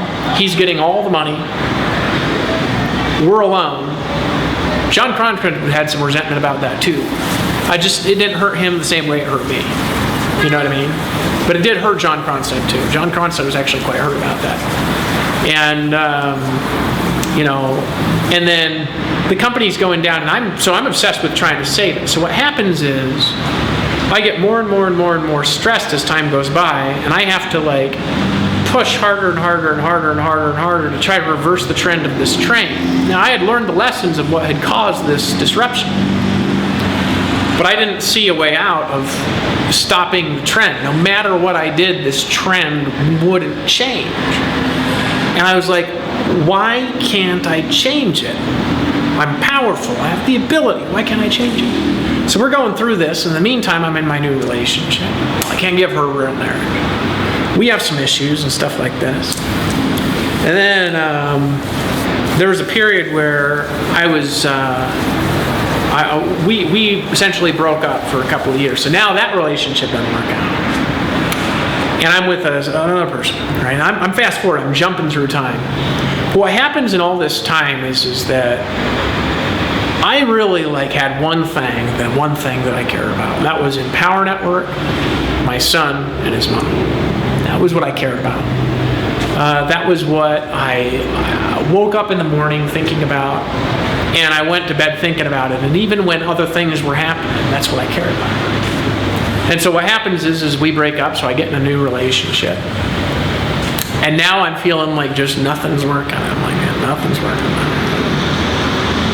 And so I'm with this chick, and this is because Priscilla had left. Now, what had happened is that something crazy had happened. I'm not going to say what, because I'm going to get into it. And then I told her, I was like, if you don't get help, if we don't get help, I can't be around this anymore. And then I left, but then I wanted her back, right? But I left I just intended on leaving for a little bit, but then she just cut off all contact with me, cut off contact with my son. I couldn't get a hold of my son. I couldn't get a hold of her. I tried every day. I sent her emails trying to get a hold of her and the son. Eventually, things came back around in a circle. What happened was now I'm with another girl, history repeating. Judy was her name. And then Priscilla comes back one day. And when I saw her again, what happened is all the memories of who we are came back. So now I have this cycle repeating where I'm with these two women again, right? The cycle of life. Everything goes in a great circle. Priscilla comes back, and I was with this other girl. So then, of course, I start being with both. And then one day, Judy walks in, and I'm with Priscilla. Well, what happened then is both things started to decline. Right? I'm repeating the cycle again and again. And at that point, I was so hurt because of what had happened with Priscilla. I couldn't just decide like that to be back with her and the son. I was just like nervous about the whole thing. I was like, I haven't seen my son in a couple of years. I've been asking you every day, you know. I was nervous. I was scared. You know what I mean? My company's declining. I'm losing everything. Right? And then this story repeats. And I actually chose at that point the wrong choice. I chose to be with Judy. Because it was like, I was scared. I'd felt abused. And what happened is that my life, my businesses, are all declining at once. And I have these people come into the organization, they appear as angels of light, and really they weren't. One of them was directly sabotaging things, actually so was the other. He was just more clever about it. And I couldn't pick it up, and leaders warned me about it. One of these guys in particular drove away a bunch of leaders. Another one was just picking off things in the background. And I was like, why can't I change this and just make it go forward again? It was driving me up the wall, you know. I felt like there was like this weird presence over in power. And I couldn't figure out how to get rid of it. Now, in the meantime, I had a lot of little spiritual awakenings there. It was leading me somewhere, but I felt like at that point, near the end, I was just like waking up every day, dreading, trying to keep this thing alive that I couldn't keep alive. I had tons of resentment towards these people that had hurt me, and I was very hurt. And I couldn't see my role in it. I was just very, very, very, very, very hurt. I was hurt by the leaders I'd helped make a lot of money, and they'd bailed on me. Really hurt. I could list off their names, but the only one that really matters to me really a lot was the shark thing, because that one really hurt me bad. The rest of them I understood. With him I don't, because me and him could have turned it around, and we would have resolved our issues with time. And so I was very, very hurt from that. But what happened was I felt like I was broken inside. And I couldn't escape it. And no matter what I did, it wouldn't fix it. And I was repeating in this big circle again and again and again and again and again and again and again. I was like, why can't I escape? And then, this is all in this process that's designed, of course, I believe everything's written before the universe existed and on purpose to get me to lose everything so I could start over. I didn't realize that at the time. I didn't realize that for a while. What happens is that it leads up to this point where I asked a friend. I told a friend about this that's very dear to me, a very close friend. Out in Australia, she told me that she told me about medicinal plants, like plant medicine. So what happens is that I'm in Puerto Rico, and I've had addictions that had started to form in me. My heart is just broken, right? I feel like I'm going to die. Like, that's how I felt. I felt like I was going to die, and there was something wrong, and I was going to wind up dead. That's how I felt. Like, there was something wrong, and I would wind up dead. I couldn't figure out what it was, but, like, really I missed Priscilla and my kid. I would be honest. And I couldn't figure out why this bullshit just kept continuing on. And then I set an intention to heal everything in my life, and I took this medicinal plants that I made myself, mixed it up with like a banana smoothie. And then what happened is I have this experience where I was taken through all the memories of my life, and I saw that what was on the inside is on the outside. It was an easy way to explain it. without talking about visionary stuff, I saw that what's on the inside is what's on the outside, and what's on the outside is what's on the inside, and as a matter of fact, I caused all of it. Now, on the other side, all those people also caused all of it. We all caused all of it together. We're all the great I am. And I realized I'm the cause of all of it. And it was like I could see all of a sudden, it's like both sides of the equation. Through all the memories, I realized I am the cause of all of this. 100% of everything I've experienced, I'm the cause and the root of all of it. And all of it starts and begins and ends with myself. And then it was like a world broke open for me, where I had this spiritual awakening, essentially. And I started to remember who I am, really. And I started to remember who you are, really. And I started to remember who we are, really. And I didn't really know how to handle it. What happened is that it started to change everything, and I started to see the cycles of destruction around me. And I broke free of a lot of patterns that I was stuck in. A lot of old behaviors just went away. A lot of old darkness just disappeared. I was healed. And then I told this guy that was working for me about it. And I had somebody that was working for me that I think he'd been. I don't really want to spend a lot of time on this. I want to go through what happens next, right? I'll just leave it at this, that somebody that was very close to me, that I thought was my friend, was not my friend. And I should have wound up dead, and for some reason I didn't. That's what I'll leave it at. Where I had something happen where after a big awakening, I've got this information of my real, true self coming in to be. And then I get doped up with a whole bunch of bullshit.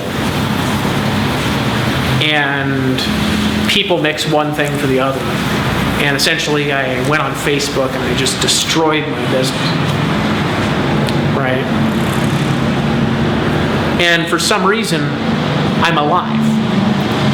And that's what I want to really convey to you is that I shouldn't be alive.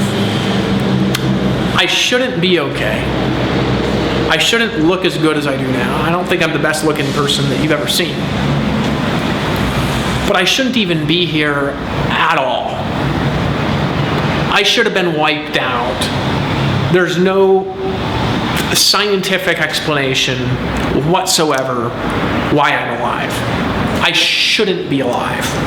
By all modern explanations of the way things are, I shouldn't be alive, my brain shouldn't be okay, my skin shouldn't be okay, I shouldn't be okay, but I am okay.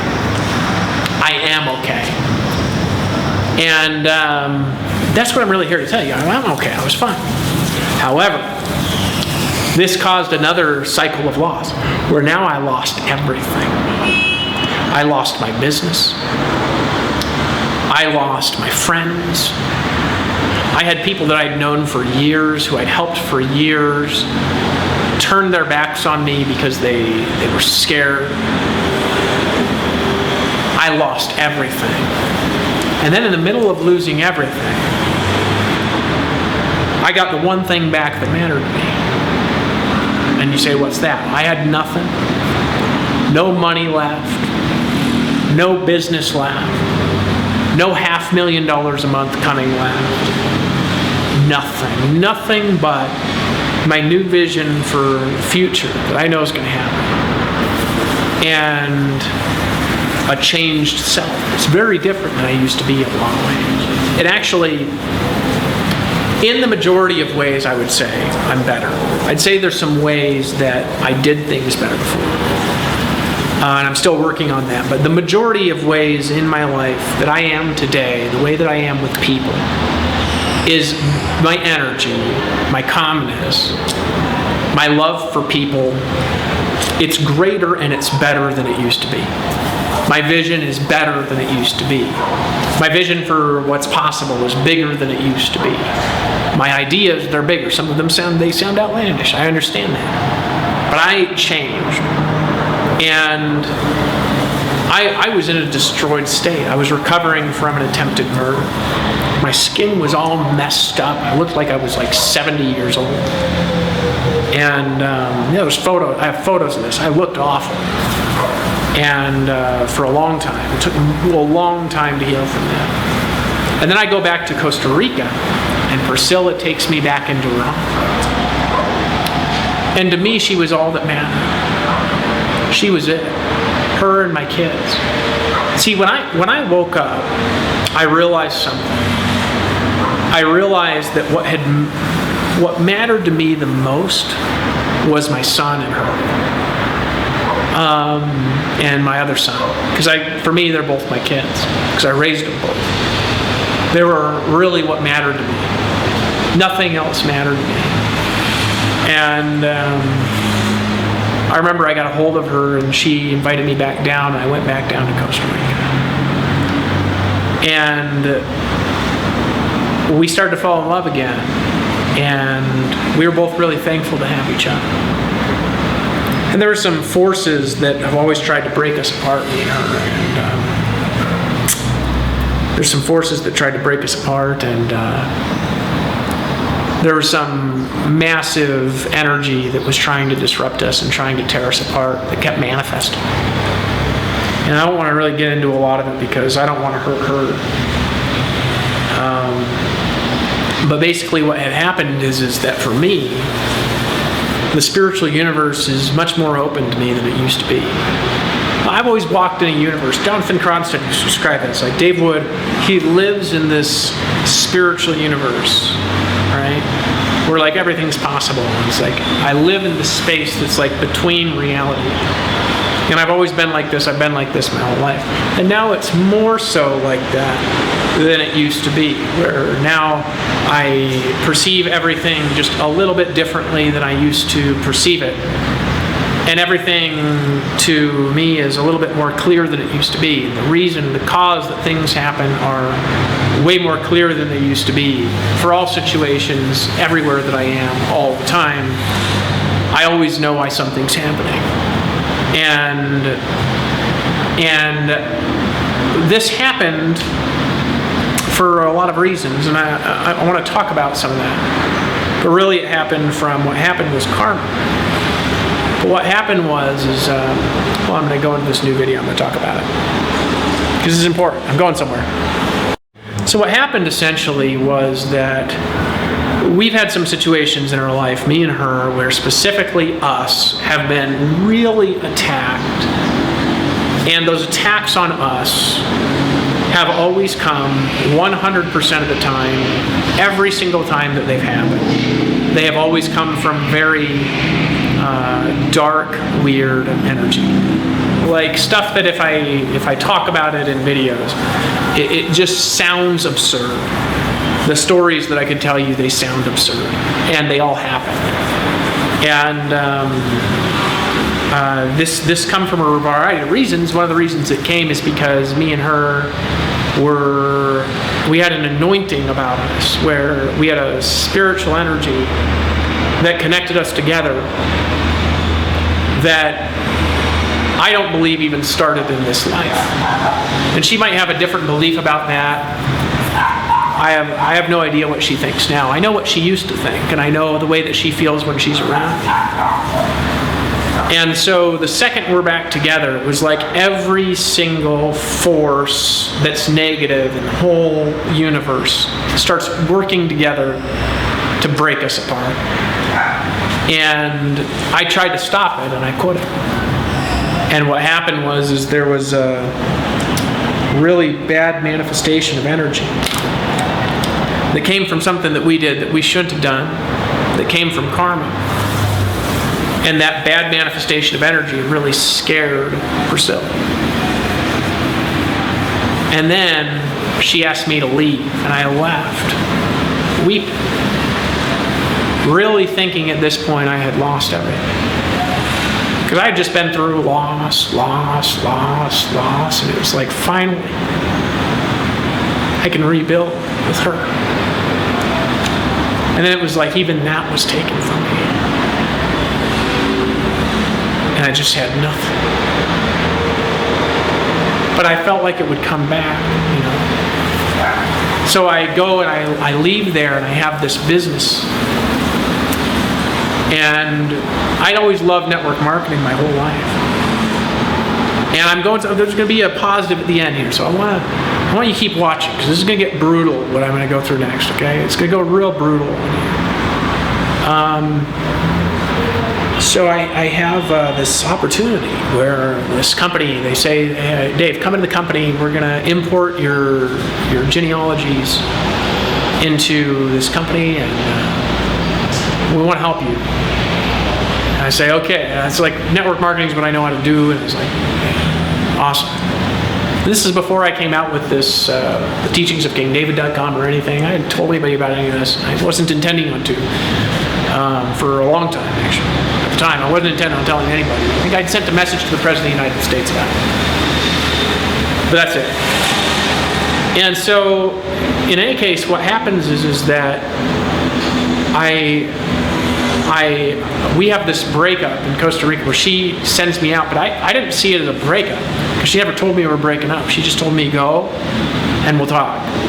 So I leave, and now I'm in a panic, because I knew that we needed some sort of like intervention in our marriage together.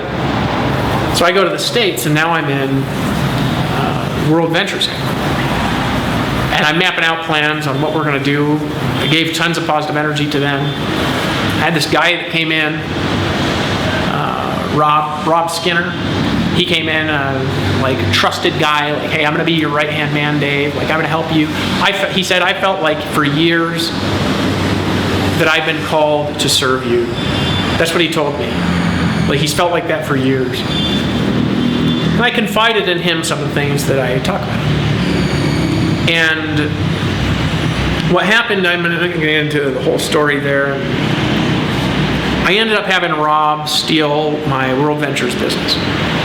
And all the leaders that were in World Ventures that I had been working with for years pushed me out of the organization like I don't matter and like I don't exist, because they were scared about some stuff that I told Rob that Rob told them.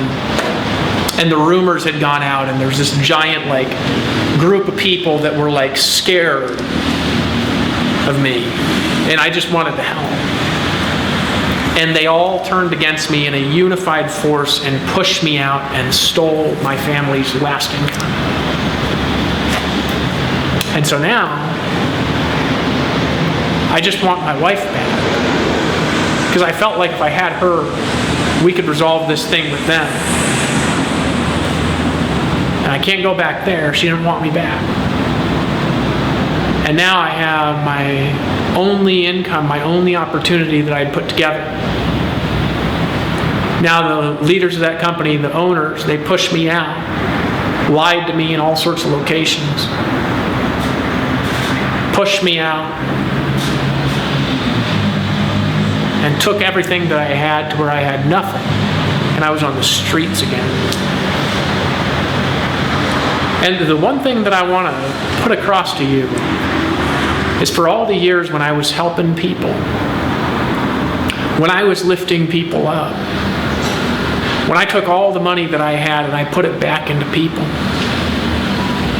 not a single last one of them gave me that same kind of belief that I gave them, gave me a chance. I had nothing. So then I was real mad at her. And I lashed out. And I came out and I was like berserk on people, you know what I mean? I went berserk on World Ventures. I wasn't nice about that at all, because I was in a panic, because the way I saw it is that I'm not going to be able to provide for my family now. And if I can't provide for my family, I'm not going to be able to get them back. And that's all I cared about. And so it's like I spent day and night trying to negotiate with World Ventures, like just going ballistic at them, trying to use the same behavior Dave Sharp used on me to negotiate something, like just trying to get them to leave me alone and give me my money that they had negotiated. And they just kept pushing me and pushing me and pushing me until I had nothing. So now I'm on the street. Rob Skinner has my check. He actually had sent a message to my wife at the time, threatening her that if she didn't turn her back on me, that he would take my check and that she would get nothing, and now my kids would have nothing. And for me, I was going to give that business to my son. I still got a little bit of emotional energy here, and I'm telling you the story. Now I have nothing. I'm on the street, and I hit the road, and I'm like, well, I might as well tell people that I'm David. Why not? Probably not the right time to do it, I don't think. You know what I mean? It's like, why not?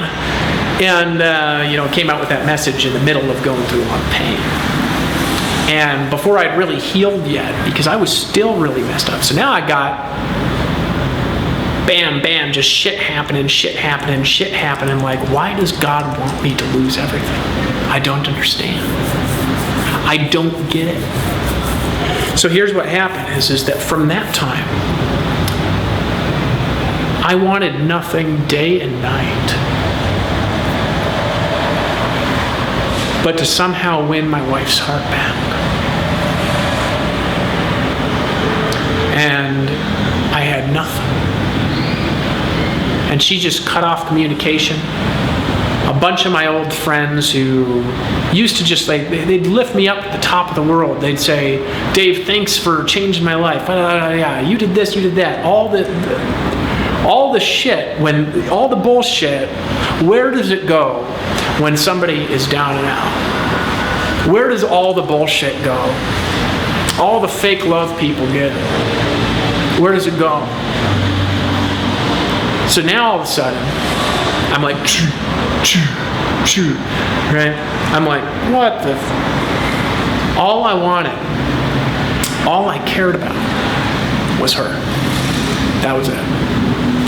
You can ask, there's some people you can ask actually. You can ask Paul Gardner that.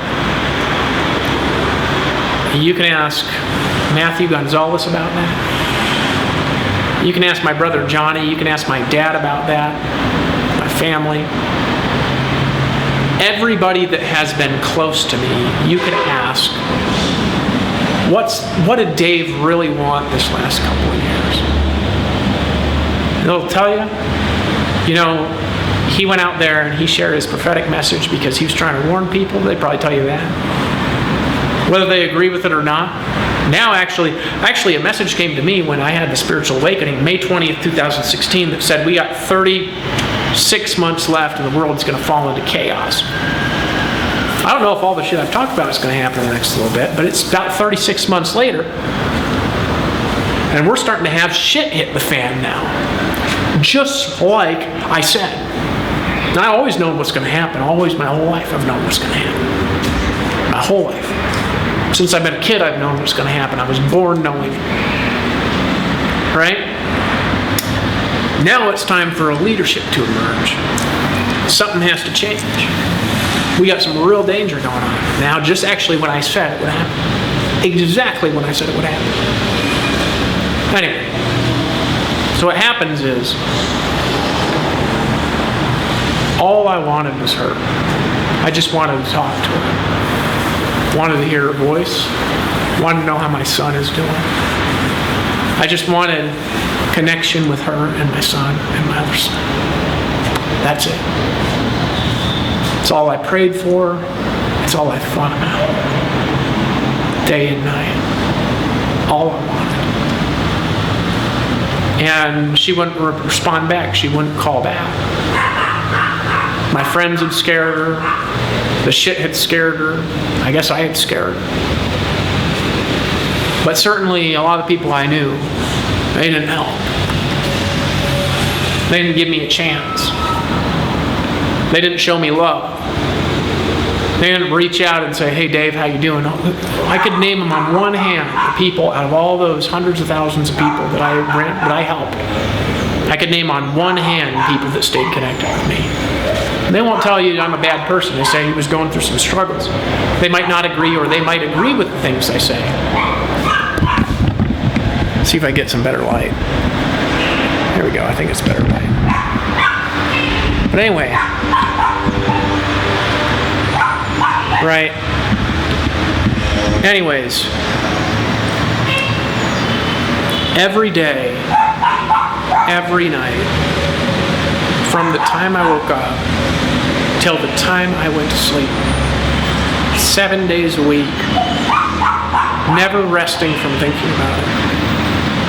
All that was ever on my mind, day and night, was fixing things with her. That's it. Holding my son again. Holding her in my arms again. Being able to tell her I love you again. Because I always believed that she would come back to me. And when she did, when she got around me, she would know all I have for her and all that exists and all that I know about her is all that I have is love for her. The dogs are barking. I'm going to go back over there. I got to get some better light or something. There we go. No. Not very good light right now. So anyways, what happens? I lose everything. What do I mean? Well, I finally finished divorcing Ashley because I was living in the United States long enough to do it. In the middle of my divorce process with Ashley, Priscilla decides, I think, to get rid of me, to be honest. To go marry somebody else. And now, I've lost everything. The great thing about losing everything is there's nowhere to really go but up. And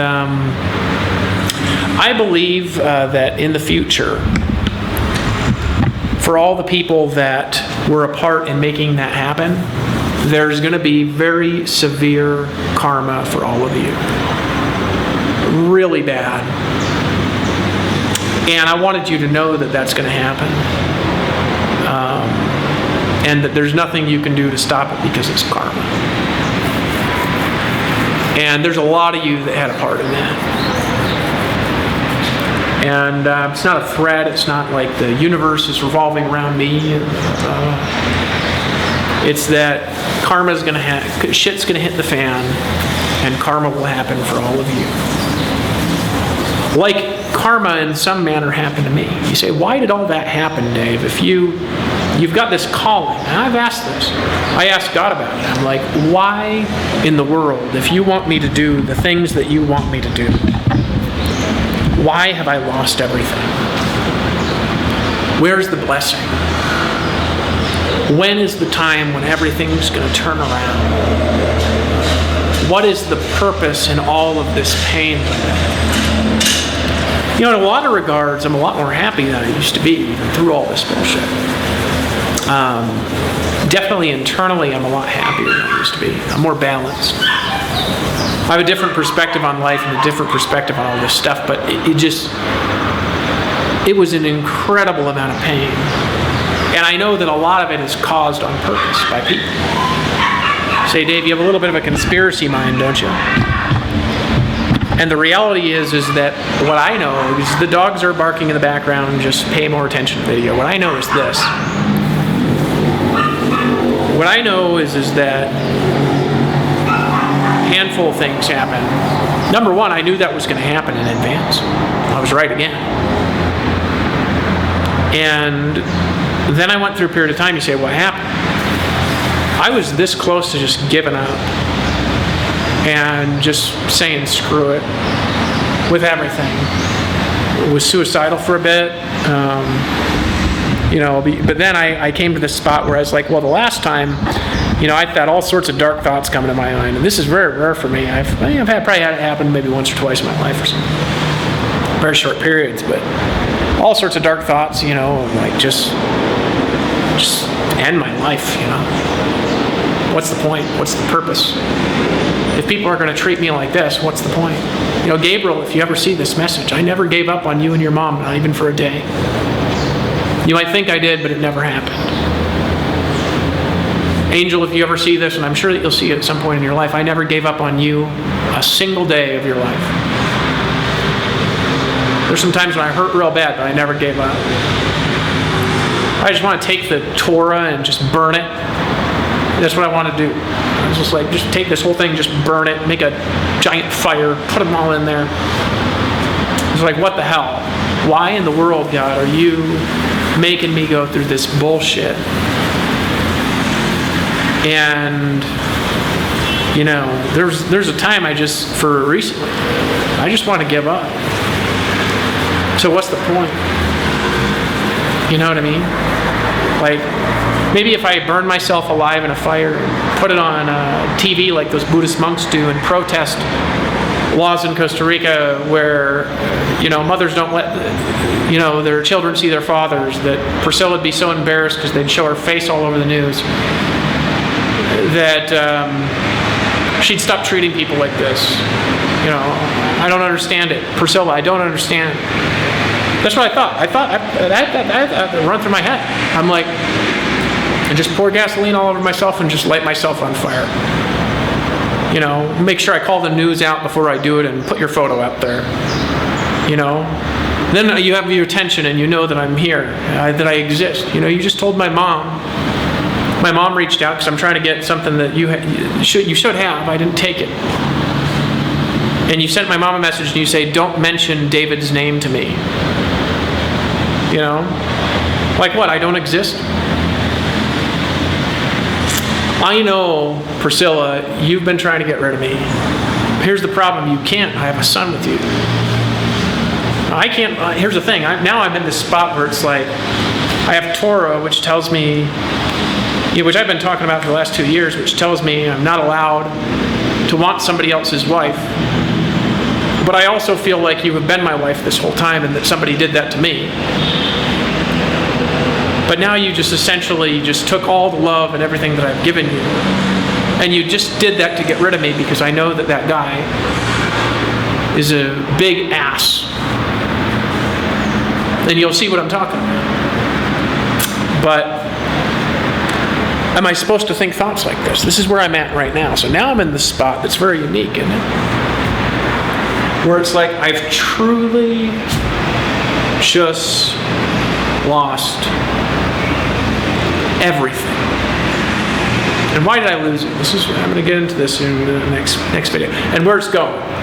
So I'm back. I'm telling you something. And there's a reason I'm back, because I'm pissed off. Right?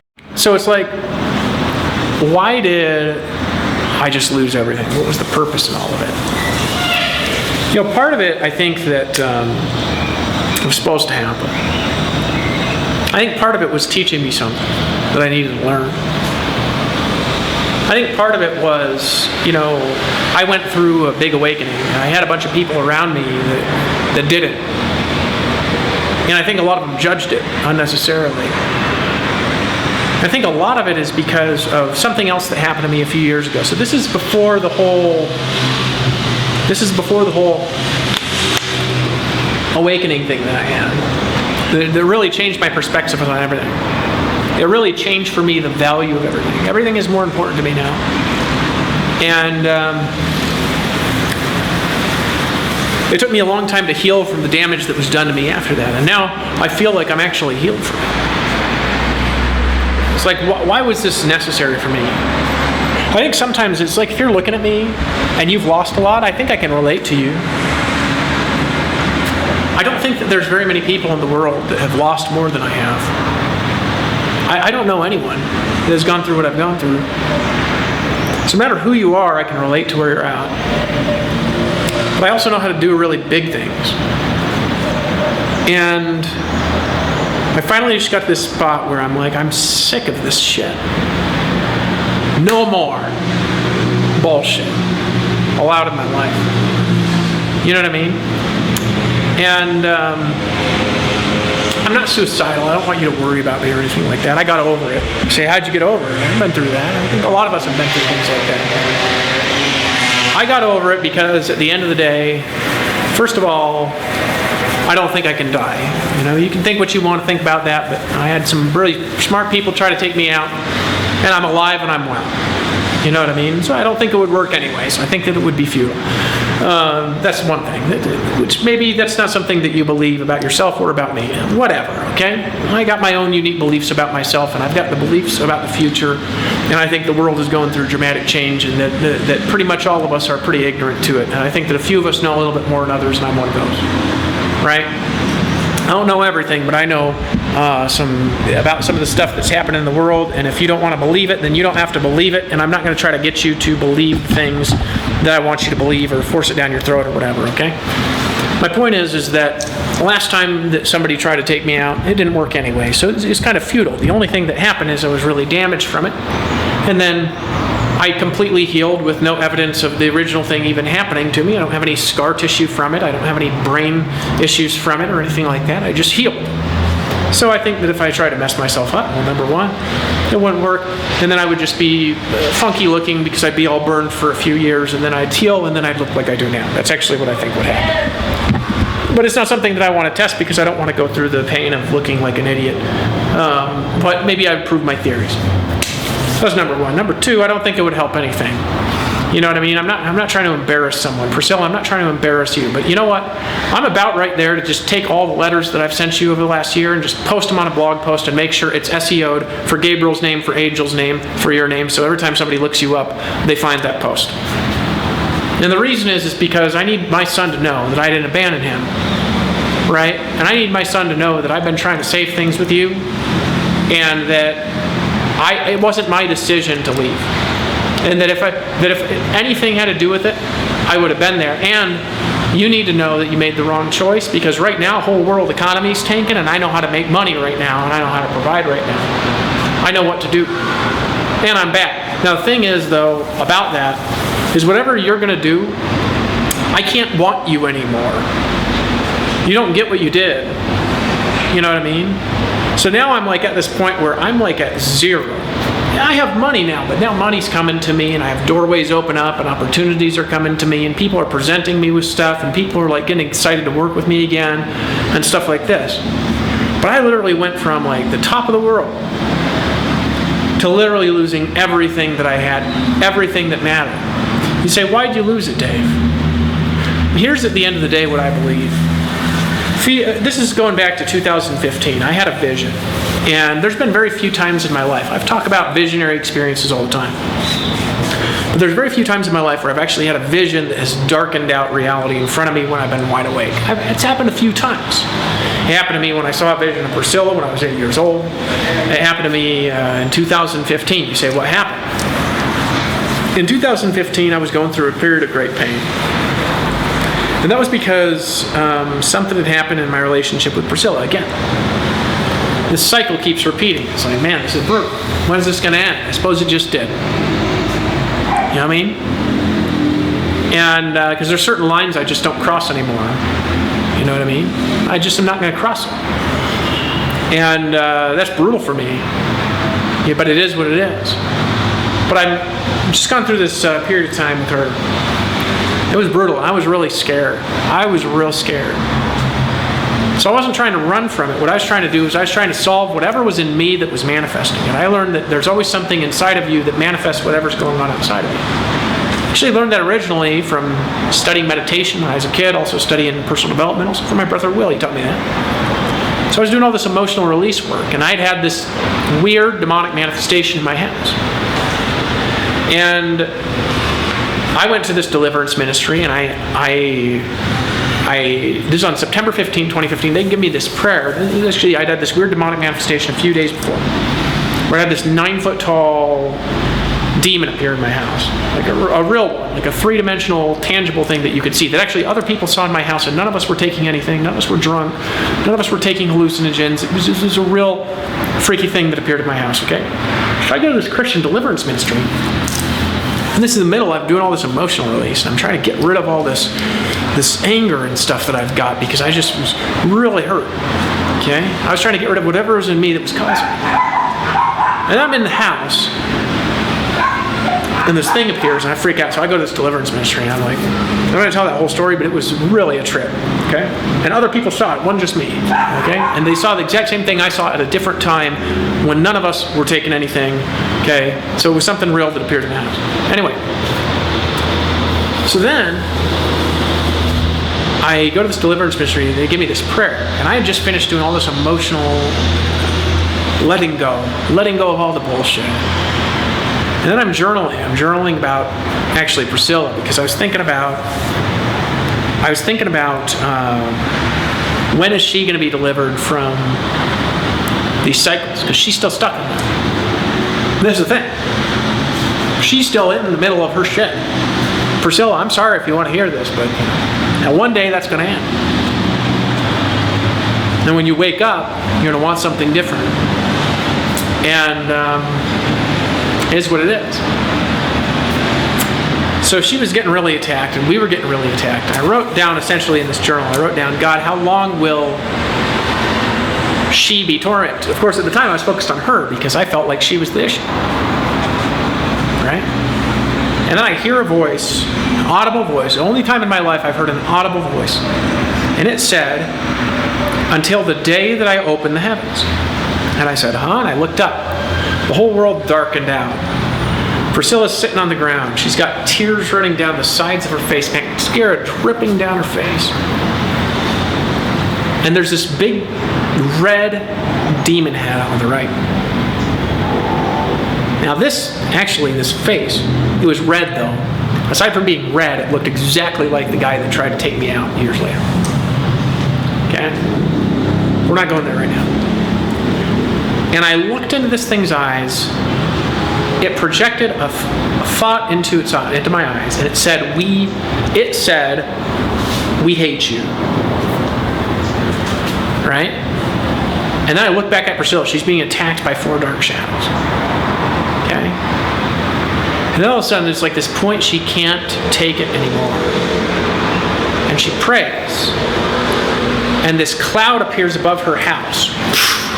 A fire comes down from heaven and consumes all those things as she stood up clothed in white light. Now, here's the interesting thing. I see that vision.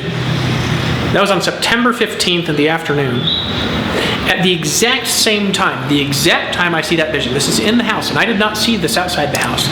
That same cloud that I saw in my vision appeared above my house, witnessed by thousands of people in Costa Rica, and made world news on my 15th anniversary of being born again. Right? So here's all I know for her, for you, Priscilla. I know that someday you're also going to be liberated from your bullshit. Like I was from mine. I wasn't from all of mine. I don't think that I think that I've still got some bullshit. But in many ways that I've broken free, I don't think that you're free. And this is true actually of a lot of people watching this video. One day, there will be a day when the heavens open for all of us. I think we're getting there. We're getting close. But my point with that story is actually something else. Why did all this shit happen? Because when I looked into the eyes of that demonic entity that I saw, it had one thought, and his thought was that it hates me. That it does. It's hatred. That for some reason I'm very hated in that empire. I'm going to tell you something. I want you to hear me real clear. Because I think everybody here needs to listen to me because I know what's going to happen. I want you to hear me real well. That I didn't lose everything that I had at the end because I'm a bad person.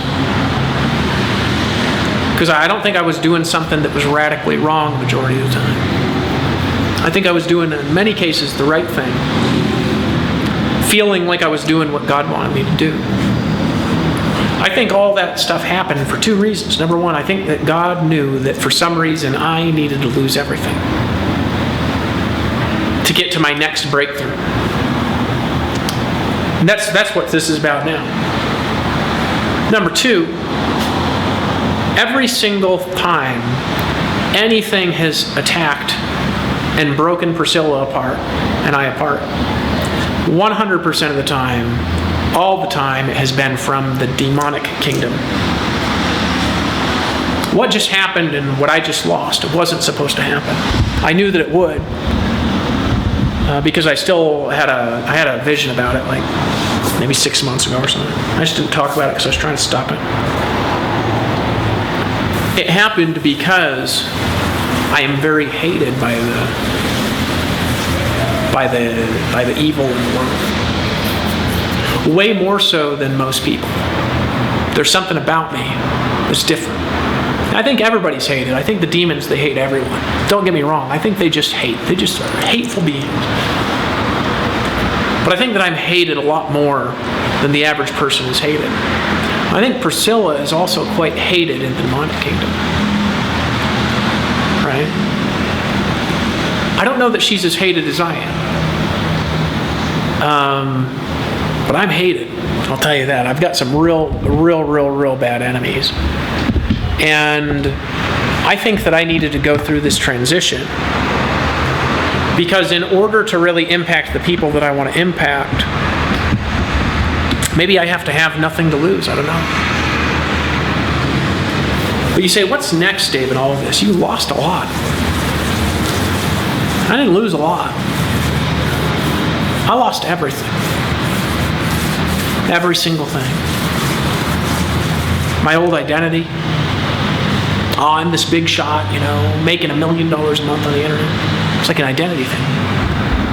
I'm just a person that can lose stuff, actually. That can make a lot of money, that can lose. Lost all my money. I have some money now, that there to help me get going again. That's what it's there for. And I can make money now. Money's coming back to me now. I lost my money. My identity. This false sense of who I was. Most of my friends that I thought were friends, they weren't friends. I tell you, if you're hearing me this and you think otherwise, you say, I was your friend, but now, well, no, you weren't my friend if you ain't now. Don't give me bullshit. If you ain't my friend now, you weren't my friend. And that's not how friends behave. I was talking to one of my actual friends that's kept in touch with me all these last years. I invited him to live with me for a while in Costa Rica. And he said, Dave, when I was he was like 15, 16, something like this. He's like, back in the day when you invited me to Costa Rica, he's like, why'd you invite me to live out there? And I think he was expecting something profound, like, oh, we were going to do this and that. And what I said? I said, dude, I invited you to come live with me because I thought if you came out and stayed with me that you'd wind up being rich. I did, and he is. That's how I am. He said, so you really did that just like to help a kid? I said, yeah, you were my friend, and I believed in you. And he's still my friend, He is. Here's the thing, you ain't my friend now, you ain't never been my friend. And maybe in the future, if we're friends again, we need to change that dynamic. Because I'm going to tell you something.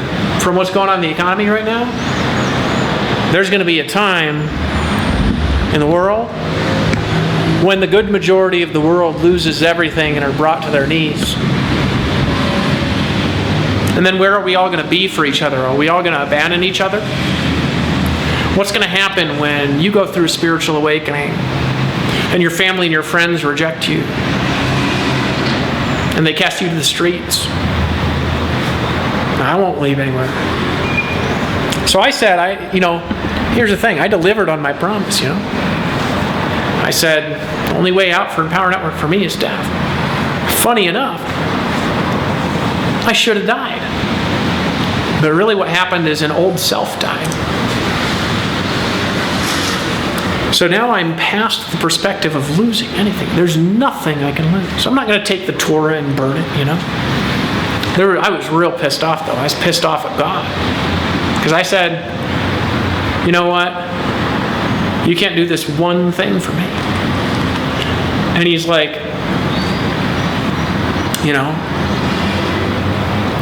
maybe you should want something that's not involving somebody else's free will.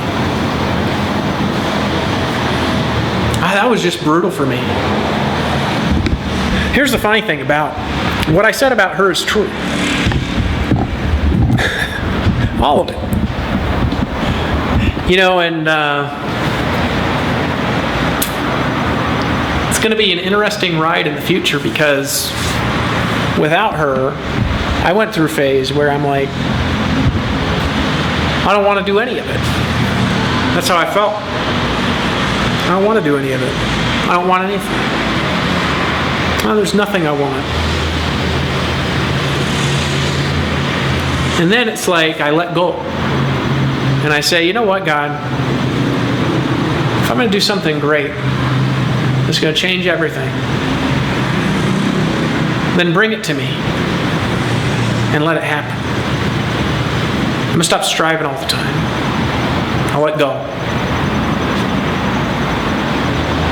So, what's the point of this story? This is a really long storytelling session. The point of the story is that no matter what happens to you, remember that you're worth something.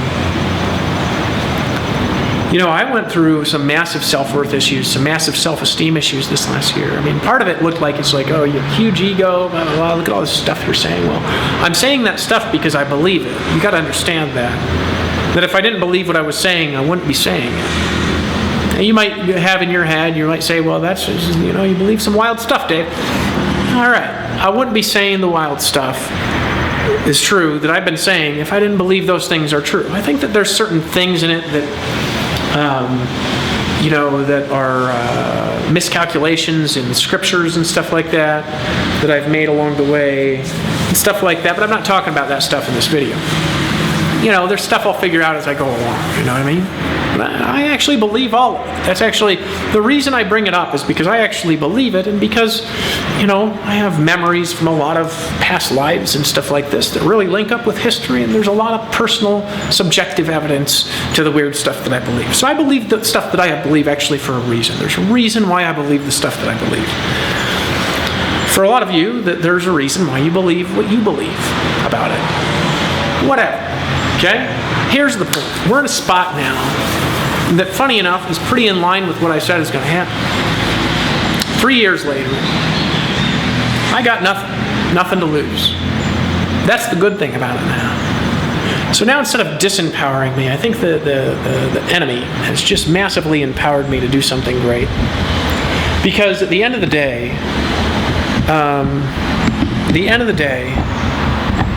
I've always known that I'm here for some reason that's beyond any of our imaginations. It's beyond my imagination. It's beyond yours. And I've always known this about you too. Like, I've always believed in all these things that I say. When I grab somebody in an event and I grab their shoulders and I look into the court, I say, I believe in you. I believed in them. Otherwise, I wouldn't have said it. I wouldn't have actually said something that I thought was bullshit. That's just how I am. Right? Do I think I'm perfect with all this talk about the Torah? No, man. I don't think anybody really is so perfect today. I think that there's a couple that I've met that are like perfect. I think like Gabriel Cousins, for example. I can't find anything wrong with him, but he might be able to find some stuff wrong. My point is that Christ was perfect. That's what I see. But here's where this position is that we're in right now. It's like, I'm not going to go burn the Torah. I wanted to. I wanted to give up on everything. Take my whole ideas about world change and just take it and take my site down. Take all Priscilla's photos and burn them. I'm really upset with you, Priscilla. Especially, you tell my mom, to not even mention don't even mention Dave Wood. Okay, what I'll do, why don't I just take all the emails you sent me, put it on a blog post, SEO it for your name, so anytime anybody looks up your name, they find Dave Wood, and you can't escape, because I need to see my son. We have a kid together. Just let's all grow up for a second, okay? I'm trying to see my kid, right? And I think he made the wrong decision. And I think time will tell how wrong that decision was. I think there's going to be really bad karma on all of us for it. Because I believe in everything that I've said. And the things that I've said, they affect everyone. And hear me if you listen to this. The world is in chaos right now. The financials are collapsing. There's a lot of you that are going to go through a really hard time. There's a lot of you, I'm telling you, there's a lot of you that find this video that will have lost everything or you're losing everything right now. There's a lot of you that will end up going through a big awakening. And people won't take it that well. It'll happen to a lot of you in the future. Because in the future, I see a day when everyone's awake. And if we all lose everything, maybe we'll change the bullshit. I mean, right now, it's like, Donald Trump actually, he looks stressed to me right now. He hasn't looked stressed in his entire presidency to me. He's just looked like, man, I'm changing stuff, I'm making things happen, I'm changing it up. It's just like great, great, great, great. And then it's like, bam, shit hits the fan, you know?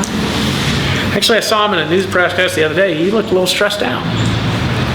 Because now all the work that he's done for the economy and all this stuff just got taken out. Right? Now we're backwards. We're going backwards. There's not a close end in sight. So now he's like, well, really bound, right? But he's got some more stress than he used to have right now. Because this was not in the plan, right? So now we're all in a spot where what's happening isn't in the plan. Some of you, you're going to lose your jobs. Some of you, you're going to lose your families. There's some people out there that they're going to get suicidal. There's some people that are going to have spiritual awakenings. There's some people that are going to realize there's something more than what society's been telling them. You're something more than what Big Brother's telling you. You know what I mean? You're going to go through struggles where maybe people used to believe in you and now they don't. That might happen to you for a time. Right? Maybe a company that you loved, that you were in, just tanks and goes out of business. Maybe it's involved in the travel industry or something like that. You know what I mean? Not too many people traveling in the next little while. We'll see how it opens up. We'll see what happens in the future. There ain't nobody even on the road driving their cars right now. The car sales are going down. If you work for a car company, maybe you're losing everything right now. Then we're just going to get loans and bail it out and bail it out and bail it out and bail it out. And you know what? There's a point in time in which we as individuals need to reach down inside ourselves and say, it's time to really make an impact. You know what I mean? I have some weird beliefs about life, and I have some really weird beliefs about myself. I sit down because I'm sick of standing. This is a long video. It's like 2 hours or some shit like that. The longest ass video I've done in a long time. My mom said don't cuss, and I'm like, right now I'm like, you know, if I'm honest, it's like, I don't want to keep the Torah. I don't want to fucking, you know, like, I don't want to do any of it. I don't want to be this biblical character. You know, I don't want to fucking do network marketing. I don't want a woman anymore. I don't want a family anymore. It's like, I got real hurt recently. Because I always felt like, and I still feel like at some point in the future, things are going to change, but now I can't want it. This is the thing. And maybe that's what I'm supposed to do. I'm like not allowed. I'm like supposed to, you're not allowed to want somebody else's wife or something like that. So it's like, I had this woman I've been married with for 7 years, where we've gone through some very intense struggles together. And now we're both starting over, and it's so stupid for both of us. Wrong time. You know what I mean? But it is what it is. And it's really bad for my kids. My kids don't need their dad changing out. You know what I mean?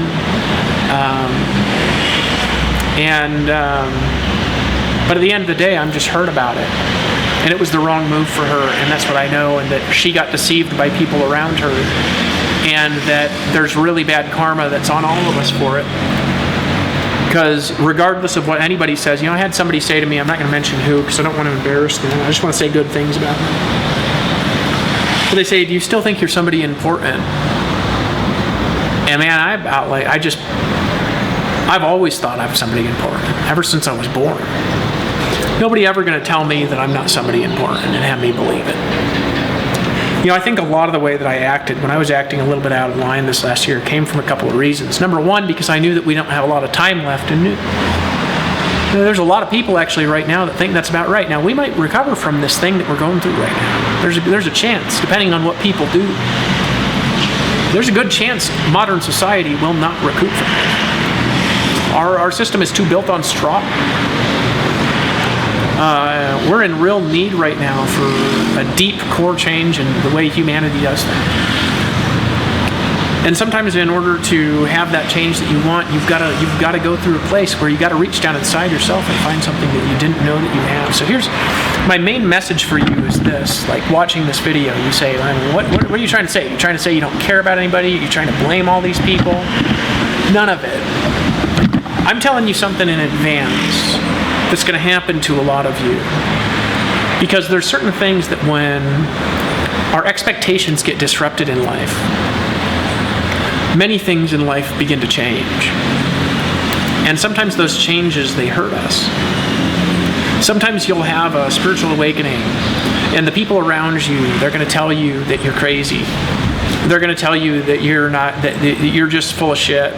They're going to tell you that you're not worth anything, that your dreams can't happen, that this idea you have of world change. Let's see if I can get better. Yeah, whatever. It's fine. This idea that you have of world change is beyond the capacity of the world to actually do. You're just hallucinating. You're just seeing things. You know what I mean? Well, funny enough, let me tell you about a couple more visions that I had. And this is a long time ago. This is back when I had that cloud up here above my house. I had a lot of visions. One of those visions, and again, at this time in my life, I was not taking anything. I drank very occasional alcohol at this time, especially after that awakening. I was trying to get away from it. I drank very occasional alcohol. I wasn't drinking a lot. I wasn't taking anything. I was just having a lot of visions. And they came like maybe 15 per day. And these were visions that they darkened out reality. And I know how to have visions like that again if I want to have it. There's a process, but I had a lot of them, and some of them happened. For example, I saw this vision of Priscilla in my house laying on the couch, and then the kids were running around, and that vision happened exactly like I saw. And literally my kid running around like a year later, looking exactly like he did in the vision, wearing the same exact clothes and everything. And then I saw a vision. I saw another vision. If you hear the cars in the background, just pay more attention. I saw another vision that hasn't happened yet. You say, what's that? I saw a vision where I was standing on a stage made of white light. And on the left hand, there was Priscilla. On the right hand, Will was on there. It was like we're standing in this triangular structure. I was sitting there, and I had my arms up in the air. And this was a vision, this darkened out reality. And there was this light coming from the center of time. It was moving through my belly. And as I was talking, the light was going through Priscilla and through Will. And then there was an unimaginable amount of people in front of me, stretched in every direction as far as the eye could see. And it represented everyone in humanity, and actually everyone that exists that's ever been born, not just on this world, but on every world. It was everyone. And it was in every direction. There was no end to the people. It just ended when the horizon ended. And as the light was going through people, darkness was leaving. And that hasn't happened either. You say, when's the day that I open the heavens going to be? That hasn't happened either. It happened for me. There's heavens open above my house, but there's going to be a day when the heavens opens for all of us. And that day hasn't come yet. When is that other vision going to happen? That vision where the endless field of people in every direction. That'll happen after the heavens open. What does that have to do with anything? We're at a point of great change. I think we all know that. And so you say, what do you want? You want Priscilla still? What do you want? Right now, I don't want anything. I'm past it. I see what's coming. I see what we can do together. And I've just lost my attachment to everything. What I want is I want the world to heal. What I want is I want you to be able to change. What I want is want you to know that when you go through deep pain and you go through struggle, There's going to be somebody that's there for you. There's going to be somebody that cares about you. When you have a vision, there's going to be somebody that believes you. And I want you to know that when you have some great calling, when you're meant for something that's greater than you can imagine, when you are in a place in your life where everything's going to change and everything can be so much better than it is right now, right? When you're in that position where everything changes, right, you're going to get attacked real bad. And maybe God will just allow it. Maybe what happened to me isn't that I was doing something wrong. Maybe I was doing some stuff wrong. Maybe what happened was God was trying to make me be more humble. And maybe what was happening is I was supposed to lose everything, because when I have nothing to lose, all there is up.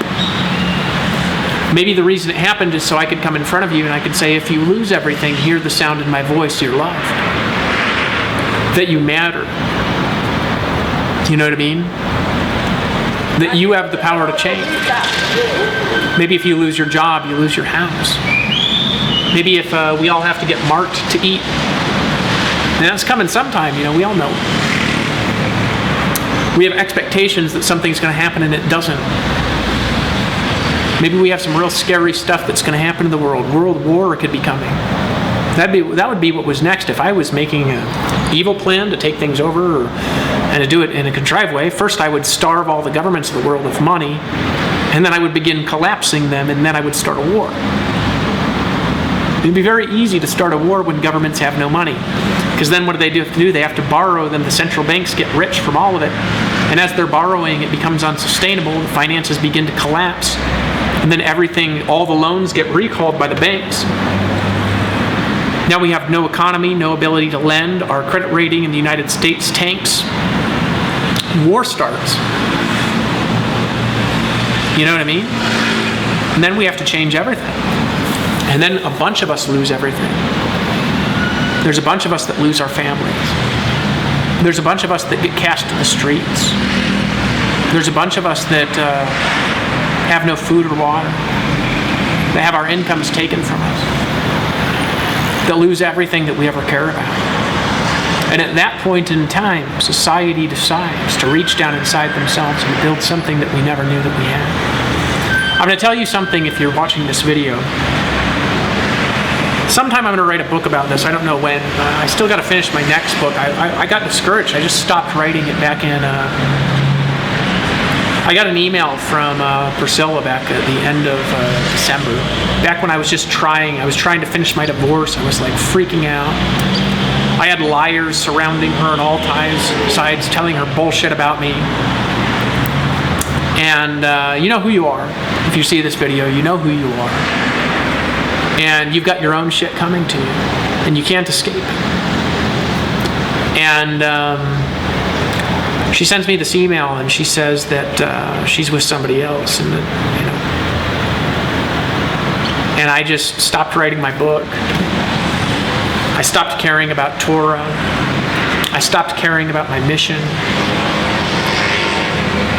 And then very soon after that, January 10th, a plague happens. I'm not saying they're connected or anything. I know why that thing's here, but I'm not going to talk about it. So now we're plagued as a society. It's something that's going to affect the whole world, something that could literally kill 50 or 100 or 200 million people or more. There's a lot more people living today that used to be alive when the Spanish flu. So anyways, I ran out of space or batteries or something on my camera. My point is, where does this all start and where does it end and where does it begin, or does it begin a new story? I've got to end this quickly because I've got some food here that's going to get cold if I don't. It starts with our desire to realize who we are and our desire to change things, our desire to be something that we know we can be, our desire to achieve enlightenment, our desire to walk a new walk, to create new life, to do something that we've never done before in our lives. Where does it end? It ends with ourselves repeating a cycle. And this cycle that we repeat will lead to suffering until we reach a point in our lives where we realize that we've got to step into a new level of just acceptance, to realize that we're here for a reason, that things don't have to go up and down and up and down and up and down, that they're happening this way because we do this, that people don't have to come into our lives and go and come into our lives and go. I can't remember what I was talking about before because I ran out of cameras. We're here in this space where we're realizing that, yes, I just went through some incredible stuff. And I wanted to share it with you because I wanted to share with you my only desire this whole last year has been one thing.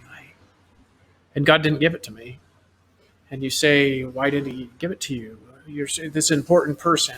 You said that you're this or that. It's like, well, I think that part of this is that we've all got to realize that we are who we are regardless of what other people think about it. And we're all made to do something great. It's not just me. It's us. And society is going through massive upheaval, and a lot of people are going to lose everything. And if you've lost something in your life, my heart goes out to you. But just remember something, that you're important and that you matter. And no matter what anybody tells you, you matter. And no matter what anybody does to you, you matter. And no matter what anybody takes from you, you matter. And if you do the right thing, it will come back to you stronger than it left. And so our task is to really understand this, and to understand that it's time to break free from suffering and just say, no more. We've had enough. To change the things that we need to change in society. We have this new society that we can create together, this new vision of life that we can manifest together. A lot of you would say, I don't want to go through what you went through, Dave. And I would pray that you never do. That's not what change is all about. That's not necessarily what enlightenment is all about, although it can happen to some people. Some people can lose everything when they go through a great change, but then if they don't go through the change, they lose everything anyways. Because life is trying to teach them a lesson. So if you're hearing this, you're hearing the sound of my voice and you're struggling.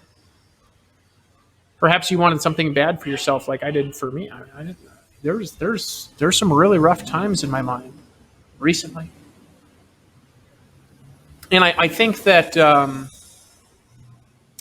going with Priscilla, I think if she would have known that and really known what I was going through this last year, I don't think that she would have allowed it to continue. I think she thought something different was going on in my mind because I think people filled her mind with nonsense. But I don't blame them and I don't blame her. It just is what it is. And I want you to understand, if you're hearing this, maybe you're struggling with a relationship, you're struggling with loss, you're struggling with trying to find something new to do. You're worried about society. Maybe you're going through downsizing at your work and you might lose your job. Maybe there's some of you here that have lost homes. You've lost businesses in the past, but you're not losing right now, but you've lost in the past. And now maybe you connect with me a little bit. Just realize something, that no matter what it is that you lose and no matter what happens to you, there's always a bigger breakthrough that's coming your way that's a part of your destiny if you just understand what you have to do next and receive it. I had everybody that was close to me push me through some very severe rejection over the last couple of years. The people closest to me, the people that mattered the most to me, pushed me through the most rejection and the most pain. And I understand them in some regards. But I also know something. I also know that those people are just in pain as well. And that there's a part of them that has their eyes open. And like us all, there's a part of us that we're not yet open to the next level, to the next new thing, to the next learning, to the next breakthrough, to the next miracle that's going to happen in our lives. And maybe it's time that we change that together and unify behind some sort of a message that brings us all together as a family again, all of us. We used to be this big family on the internet. I'm showing this to a lot of my old internet buddies and stuff like that. I'll send this to them. I want them to see it. I think it's important. But we used to be this big family that worked together, that loved each other. I didn't go through all the losses that I experienced in this audio. I didn't go through all the learnings, not even close. But what I'm here to tell you is that we're about to go through a time of massive upheaval and change. And I want you to hold on to yourself and who you are and understand the sound of my voice when I say that you matter and are here to do something great. There might be a time when the only way that we can survive is by holding on to each other. There'll be a time when we need to let go of all of our presuppositions about what's going to happen in life. And we're going to have to accept the new things and the new changes that are coming as they are and just deal with it. There's times in life when people, through their free will and their ability to choose, will really hurt you. You know, when the universe was made, I've talked about this before. The universe was made so we can have each other. It was made so we can work together. It was made so that we can get over each other's differences and the pain that we've caused each other and forgive each other and to still move forward into the future loving each other no matter what each other has done. Because each other and the others that are out there, they are the purpose. My heart goes out to you if you're suffering. I've decided to stop suffering. Although suffering is a part of life, it's a part of existence and tends to repeat many times. Then there's some times where we get a lesson about something and we decide to change together. And then this new change brings a new cessation of the old world and a new world emerges. And this new world that we're going to create together. Mark my words, we will create a world together that has no suffering whatsoever, that has no poverty, that has no illness, that has no death. We will create it.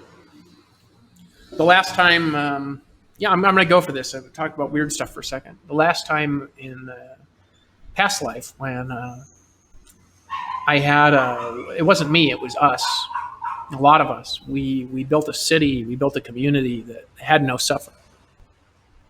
And it took us a long time and a lot of people working together to do it.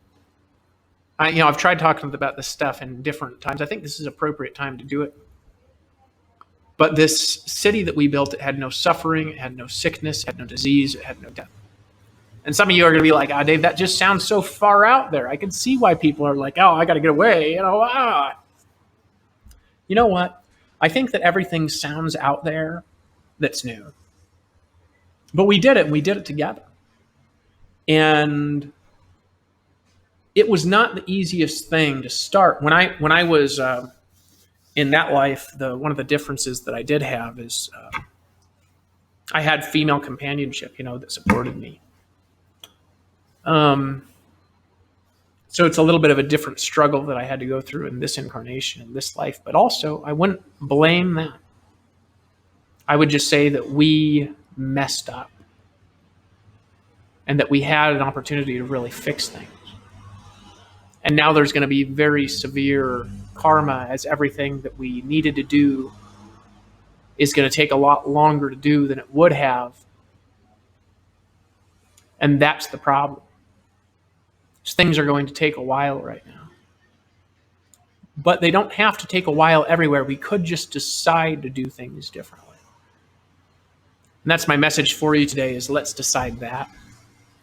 Let's decide that we're going to let go of the past and we're going to do things differently. Let's decide that we're going to embrace a new future and a new destiny. Let's decide that we're going to forgive each other and we're going to love each other and we're going to communicate together. Priscilla, if you hear this, and I want you to hear this, I don't know if you watch any of my videos, but maybe I'll put your name in it so you watch it. Priscilla, the reason I want you to hear this is because we have a child together and my son needs me real bad. He has this whole time, and I've been here for him this whole time. There's no need for this. Please, whatever I did to hurt you, whatever pain you're going through, please let it go for the sake of our boy. If you're hearing the sound of my voice, let it go. Gabriel, if you're hearing this when you're older and I never saw you, man, I never gave up, I'll tell you that. Not a day, not a second, not 1 minute did I give up on you. Did I give up on your brother? Did I give up on mom? I didn't give up, and you need to know that. I was here. And aside from that, aside from all the past stuff, you're going to do what you're going to do, and I'm going to do what I'm going to do. But the point is that all of us are supposed to come together into one family, to unity, to a new kind of faith, to a new kind of vision, to a new kind of doing things different. And we can do it if we work hard and we work together and we do it right now. And that's the decision that we all need to make today, to do something different. And if you're struggling, if you're in pain, if you are suicidal, and you wanted to take all the things that you've been working towards and just flush them down the trash and light them on fire like I did. If you've lost everything, if you've had your heart torn out from your rib cage with both hands by somebody, when you were trying everything and doing everything that you could do in your power, everything that you knew how to do, everything that you had access to, every option that was in front of you. And if people came around you and filled the people close to you with lies and divided yourself, decided those that were around you to understand something, there will come a time when a man's foes will be those of his own household. That's what Jesus said. And that people will turn against each other, and there'll be wars and rumors and contentions, plagues and diseases and pestilences, and all the stuff that's talked about. And it's just starting. See, people think, oh, coronavirus, we're going to recover, we're going to bounce back. No. We might bounce back from this one. Hear my voice. Hear me, oh, hear me, Israel. It's not going to end anytime soon. We're headed for some real struggles. Now, what we do together is how we can overcome those struggles. And the end might not just be yet, but we have to watch the signs, because the end is coming of this age, but also the beginning is coming of the Messianic age. And that's what you all need to understand. And with that message, it's David Wood out. I love you all with all my heart. Thank you for listening.